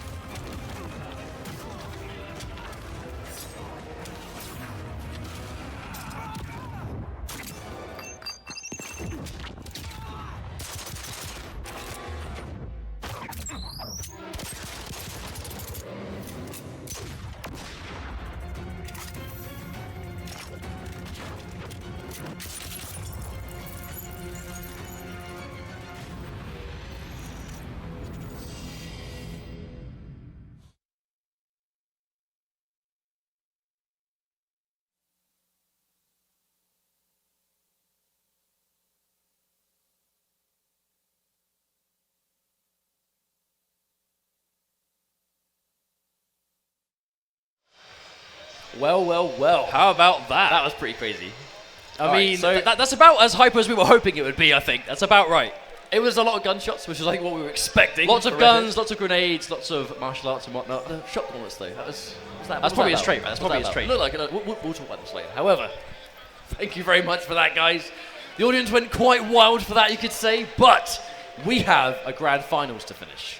You do indeed. We're just about to go to grand finals. This will be the last set of Combo Breaker 2017, the first Injustice Pro Series premiere event. And it's going to be none other than Echo Fox, Sonic Fox versus NASA Tekken Master in a 3 out of 5 double limb setting. So Tekken Master, coming from loser's bracket, is going to need to beat Sonic Fox twice in a 3 out of 5. I think given the history these guys already have with each other, Tekken Master versus Sonic Fox in grand finals of the first premier Injustice 2 major tournament is a story that will probably repeat itself over and over again. They're both clearly fantastic players, top 2 of this tournament, which was a big and majorly stacked tournament, but there's plenty left to go. There is indeed, and let's not forget, this is the first Injustice Pro Series event. There are plenty more to come, and this could be a sign of things to expect later in the year, unless people can obviously step up and challenge it, but these guys really just looking that cut above right now. So the fact that it's grand finals means that Tekken Master is coming from the loser side. He's got to win 2 sets in 3 out of 5. Sonic Fox, being on the winners bracket, only has to win 1. The major thing here is that Sonic Fox is the player that sent Tekken Master to losers in the first place. Now that's quite a morale killer when your opponent that beat you, you've met in grand finals. They've beat you once already, but now you have to beat them twice just to win the tournament over them. But they're set earlier on in top 8. It wasn't one-sided. I believe it was 3-1. I could be wrong. But regardless, Tekken Master was able to fight back. You know, he looked comfortable in the matchup. I expect we'll see Sonic Fox go back to Black Adam, and this will be another Black Adam versus Atrocitus match. But Tekken Master's Atrocitus has just been looking super clean. Now he's got those, damage over time, stacking tech down, especially in the corner. His management on trait has been great, but at the same time, Black Adam just hits like an absolute train. The main thing I think to take away from the losers finals against Slayer, which was the same matchup, Black Adam versus Atrocitus, the main thing he's going to take away is that he's just fought that character and he's just beat that character. Exactly. So he's going to have that muscle memory, that comfort. He's going to fight knowing he has what it takes to beat the character, but does he have what it takes to beat Sonic Fox using Black Adam? Maybe, but at the very least, he's just got familiar, right? He played it a game versus Forever King. He just fought Slayer's Black Adam, and if we see the same thing here, he's just spent a top 8 of games playing against Black Adam. So if he's going to be confident enough to take him out, it's going to be now. I think when it comes to potential other characters, it's more likely we may see, depending on whether Sonic Fox loses or not, we're more likely, I think, to see Sonic Fox change character than Tekken Master, because he's pretty much used all the Atrocitus. I would agree. Whereas we know Sonic Fox plays a whole bunch of different characters, just Black Adam for this one matchup. Well, the thing is, even if we do see a character change from Tekken Master, his other character that I would say is probably his best other character is Deadshot. Now, Sonic Fox has said before this on Twitter, I want people to mirror me in Deadshot. I want people to pick Deadshot versus me so I can beat them in the mirror. He's a little bit confident then. So if he does go to it, even if he swaps character, as Sonic Fox does, I assume we'll see him swap. Because even before, Sonic Fox against Slayer had 2 really good games against Slayer's Deadshot, and then he lost once, and he went straight to Black Adam. So Sonic Fox is willing to change if he thinks it will help him out, and Tekken Master might be in less of a good situation to do so, as he's got less games to work with. The main thing about Injustice 2 right now, though, is the character team. Sonic Fox, unlike certain other games, is not sticking with one character. He started this in MKX and played multiple. Tekken Master also plays multiple characters. But here, looks like we are likely to have a straight-up run-back in Black Adam and Atrocitus, but we could definitely, throughout the course of this set, depending on how long it goes, could see changes. We might do, but no, hang on, hidden his cursor. Now, they actually both hidden cursored in Mortal Kombat X as well, so they're doing it once again. Who are they going to pick? Who knows? Right, so I don't think this is going to be the button check, but they're going straight in. If they've hidden cursor, they probably won't button check this. I'm inclined to think so. Yeah, button check. Considering they started the match with Tekken Master not even having 2 hands on the pad, I think that's a safe bet. Why would they hidden select? They're going to pick the same characters. What's the point? I know. It's the bait, right? It's that next level mind game. Also, neutral crouching the grab right there, or almost being out of range. Doing a lot of good stuff with their button checks, doing the important things, getting those out of the way first. Making sure the down input works, that's the important one, and it most certainly does. Sonic Fox, the fastest bags in the West. Right, so this is going to be it. Looks like they're going to hit with the restart match. Okay, so let's go. This is going to be grand finals of Combo Breaker 2017. On losers, we have NASA Tekken Master, and on winners, Echo Fox, Sonic Fox. At first, it's going to be really strong. Sonic Fox being really patient at the start. Tekken Master doesn't get the first hit, though. Already goes straight for the trait and spends that first bar for a disgusting amount of 570 damage. That was a very good way to start this game. So much damage already, and caught by the back 2, but Tekken Master does manage to fend off with a bit of Dexter. Oh, there's the low already. There's the puddle. Now, thing is, this life lead is massive, but this is Atrocitus. He can close that gap. Spends the bar on the knockdown. What's the Oki? On top of getting that tick damage, he's going to use up that time. But again, a delayed wake up, but a very early commitment to an unsafe 50-50 without Dexter. Well, I think if you're going to commit to something that dangerous, you may as well do it when you've got more life to lose. Because if he did it on the second buy, then he's put in a really dangerous situation, more to panic about. But he has killed some time here, so he has got trait back. Oh, goes to the dive kick. Isn't able to capitalize. Tries to get the punish actually, but again, dive kick. One thing Black Adam does really well in this matchup is the ability to be so mobile and completely dodge Dexter's projectiles. Again, goes in for that meter burn just to get that enhanced knockdown. Raw rake up with the lightning hands. Oh, tries to whiff punish. Don't think he was confident it was going to connect. Going straight in, that's going to be plus on block. But the backdash, the knowledge from Sonic Fox, but a bit of a drop. Doesn't seem to matter too much though, because he cleans up anyway. Oh, low lightning, big chip damage coming out. The lower life you have, the more dangerous chip damage becomes, but Tekken Master is able to take the first life bar down at least. Oh, wow. Punishing quite chip. But again, that's a really important element here, is that normally the shield absorbs projectiles, but it doesn't absorb the lightning. No life left whatsoever. No, he misses it. Maximum delay wake up, there's the breath. He's just, oh, there's the orbs, that's it. Against Black Adam, what can you do when you're that low on health? You just have to thread the needle and hit him before the orbs connect. Sonic Fox is doing such a good job of actually delayed wake up on every knockdown, but I believe it may not even be a maximum version. It's just a delayed wake up long enough to make the forward 2-2-3 with, you know, so he doesn't have to actually take a mix up. By the time he's standing up, it's always the 3. Get the interaction out of the way, a little bit of extra damage though. There we go. That's going to be a reason down once again. Not going for the meter burn, saving the bar. There's the good block. Sonic Fox jumps clean out. There's the push block. Ooh! I quite like that push block though. He push blocked before he went for the orbs. But there's the whiff punish. He's going to get hit by the orbs anyway. Sonic Fox's decision making in this matchup so far has been absolutely insane. There's the jump back. Lightning hands again. Misses. Albeit a burn dive kick. There's the pressure. Patience from Tekken Master. Gets the down 1 out, but doesn't really get much more for it. There's that forward 1-2, that new string for Black Adam. Such a key part of his gameplay in Injustice 2, but the down 1 will combo. That was a really good read though. Really good read on that advancing high from Black Adam. Just getting that down 1 underneath it for a full punish. Normally, actually, earlier on, we did actually see the punch float completely cause the regular lightning to whiff, but Meter Burn version does catch it. Oh, there's a full screen anti-air. Spends the bar, but just to get enough time to guarantee his trait. Oh, almost hit him with the orb there. I think Sonic Fox actually just trying to sit full screen and wait it out, but unfortunately getting tagged anyway. Take damage once again, going straight in. But the dive kick to whiff. Yeah, he goes straight over the shield. Oh, punish with the low lightning. Yeah, that's a clean punish. Got to be very careful about doing it at that range, but caught. Chases down the backdash. Again, no air tech, opting to save it. Maybe trying to make a comeback with the bar instead. Yeah, saving his clash too. Tekken Master spends the bar. This is some Oki again. But what's he going to do? Sonic Fox has been sort of mixing up his delayed wake up here. Oh, the punish. Oh no, he drops it. That could be disastrous. Oh, the low orb connects. I wonder why Tekken Master isn't using his way to the wake up puddle. He has no choice, but Sonic Fox goes for the unclashable. Unfortunately, trying to clash way too late. And at that point, Sonic Fox was already ready for the outcome. But that's what it tends to come down to though, when you've got that situation where you just need that one hit to clash, but you have split seconds to decide, am I going to clash this? Am I going to wait for some more meter to build? What do I think he's going to do? You have almost no time to make that adjustment. And in that situation, it took a little bit too long. Now, we saw him think about this earlier for a brief moment. Are we going to see Gorilla Grodd? I don't know. He's contemplating it. He's hovering over. We're going to see him go back. I don't know. Yeah, there's the Atrocitus. Crowd giving a little bit of boozling. Everyone wanted to see a bit of Grodd, but bear in mind, there is so much money on the line. There's no time for having fun right here. Oh, of course, this could be. There's the good stage. Gotham Theatre. Oh, nice, good chase actually. That's going to be guaranteed. But this has been a very fast 2 games. Sonic Fox already 1 match away from winning Combo Breaker for Injustice 2. There's the restand, getting it mid-screen. That's going to tick down on top of the combo already, going for another blood. Oh, catches him jumping out. There's the read from Tekken Master. Punch flow is going to keep him there.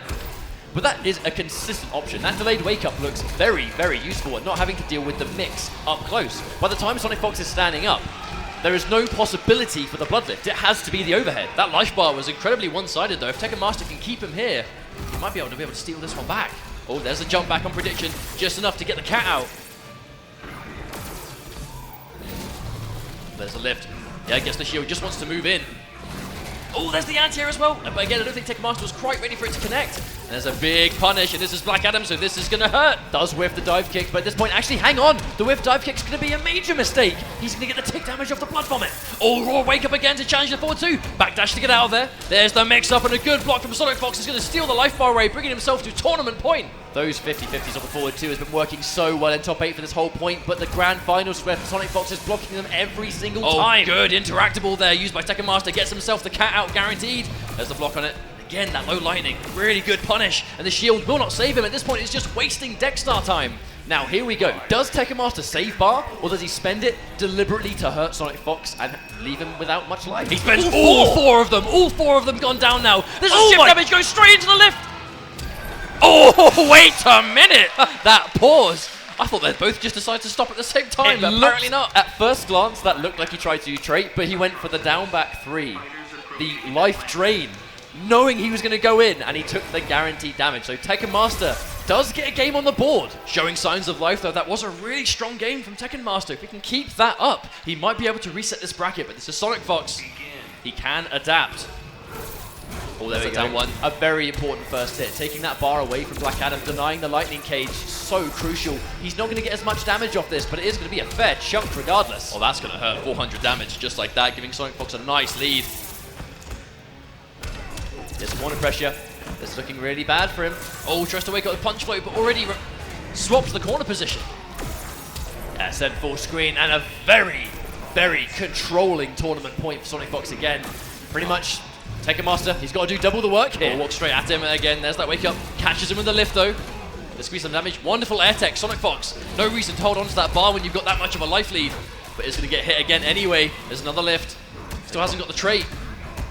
Oh, trying to commit as well. But again, Sonic Fox blocking that forward 2-2 almost every single time. Oh, chase down. There's the meat button dive kick, but isn't ready to confirm. Block on the orb. There's the punch float. Oh, backdash is the last hit of it. There's the guaranteed trait. Here comes Tekken Master, guarantees, but again, no meter burn. Probably tried to go for it, but missed it up. There's the lift. Oh, again, that shield isn't going to save him from the damage. That low lightning putting in so much work. Tekken Master is so down on life, but the down one's going to do it. There's going to be no air tech and a transition. It's going to be a round up. However, the mid-screen is where we're going to return to, and the mid-screen is where Sonic Fox is dominating. It is indeed, but I mean, look at this. This is like a half-life comeback from Tekken Master. It's about same on life, but they both have a clash. Oh, wow, there's the straight away in the high. Loads of chip damage coming out. A raw lift is going to open up. Sonic Fox was not ready for it. He's going to use up a lot more. These combos take a long time, so it's going to give him that trait back. Gets hit by the overhead, but uses the push block to try and establish some distance. Oh, catches him with the low lightning on the down one attempt. Sonic Fox so close to winning this. He cannot take a single more hit. It's looking really bad. Disrespects the frames and the clash. That's going to get rid of trait. But once again, Tekken Master can hurt him here. Does he hold on to bar? Does he take some guaranteed damage? Spending one. He's going to hurt him a little bit, but save the bar if he gets a lift. But the trait. Oh, no! Oh, and the low lightning is going to do it! Echo Fox, Sonic Fox is your Combo Breaker 2017 champion for Injustice 2. What a performance from both players. Tekken Master fought for it, but Sonic Fox is going to be the first champion, and to a lot of people's no surprise. I mean, this kid is so talented. He's been dominating Injustice already and taking his first premiere event. I mean, he put in the work. You cannot say this young man does not work hard. Also, achieving an Injustice 2 that he couldn't do in MKX. He wins the first combo breaker for Injustice. Really strong stuff. Props to Tekken Master as well. Just to start off though, really looking good today. Second place is nothing to be ashamed of. Just huge props to these guys. Putting in hard work and already paying off. Tekken Master took his fair amount of top players to get into that grand finals, but like many of these tournaments, Sonic Fox just proving too dominant when it finally counted. But at the same time, definitely not looking untouchable. May have done it through winner's side, but did drop some games on the way. People were able to do some damage, but ultimately Sonic Fox is just that little bit ahead of the curve once again. Now, we actually have a little bit of a compilation to show you guys. The hype player of the day is actually going to be Tekken Master. This guy brought us some amazing moments. In Grand Finals gave us a really good performance, but that Atrocitus really, and the only Atrocitus in top 8, and using pretty much the whole move set, you know, really utilizing the tools beyond the basic level, using the tick damage, using plus frames all over the place, taking conversions where he can get them. And no doubt we'll see this guy throughout future tournaments doing well again. No, of course, and well deserved. Tekken Master really puts in the hard work. You know, we've seen him, he's done work at EVO, he's done work at the Mortal Kombat Cup, the Mortal Kombat XL Cup, and let's not forget, you know, he did start to travel to America for the last sort of, you know, later end of MKX tournaments, and he always did well. He was always placing really highly, but starting off his Injustice career with a second place, losing only to Sonic Fox, double eliminated by Sonic Fox. This guy has a very, very bright year ahead of him if he can keep up this momentum. I think both players definitely do. I mean, I think Sonic Fox winning this first major event is definitely proving that, okay, the dominance may continue, but given the performance that Tekken Master had, I mean, Tekken Master is one of many players that no doubt will train and bring it next time. Oh, absolutely. But that is it for the gameplay for Injustice 2, guys. Thank you for watching. Hopefully you enjoyed that. Shoutouts to all of you watching at home. Shoutouts to all of you in the crowd watching in person. And of course, shoutouts to the organizers here for putting on this amazing event. And NetherRealm for here supporting the game, showing they enjoy it. But we're not done completely, as we're going to throw you guys over to the stage for the Injustice 2 awards ceremony.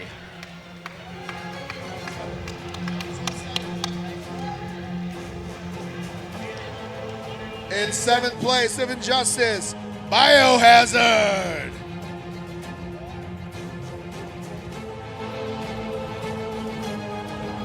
Guido's apparently not the best at reading. We're going to try this again. Or not. Give me the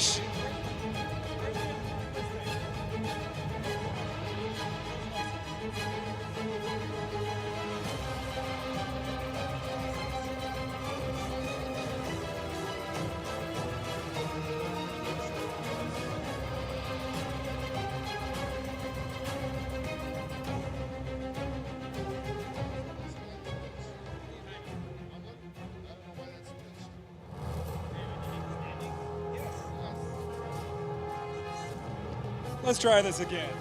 In 7th place, KDZ. Also in 7th place, Hayate. In 5th place, at his correct place, Biohazard. Also in 5th place, Dragon. In 4th place, Forever King. In 3rd place, Slayer. In 2nd place, Tekken Master. And in 1st place, your very first Injustice 2 Pro Series champion, Sonic Fox.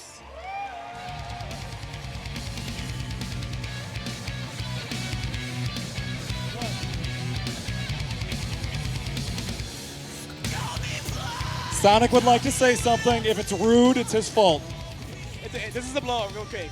Yo, CD Jr., wherever you're at, remember 4 months ago when I said I was winning Combo Breaker free? Man, you got a really problematic definition of free. That wasn't a 3-0. Thank you, everyone, for coming. I hope you had a good time.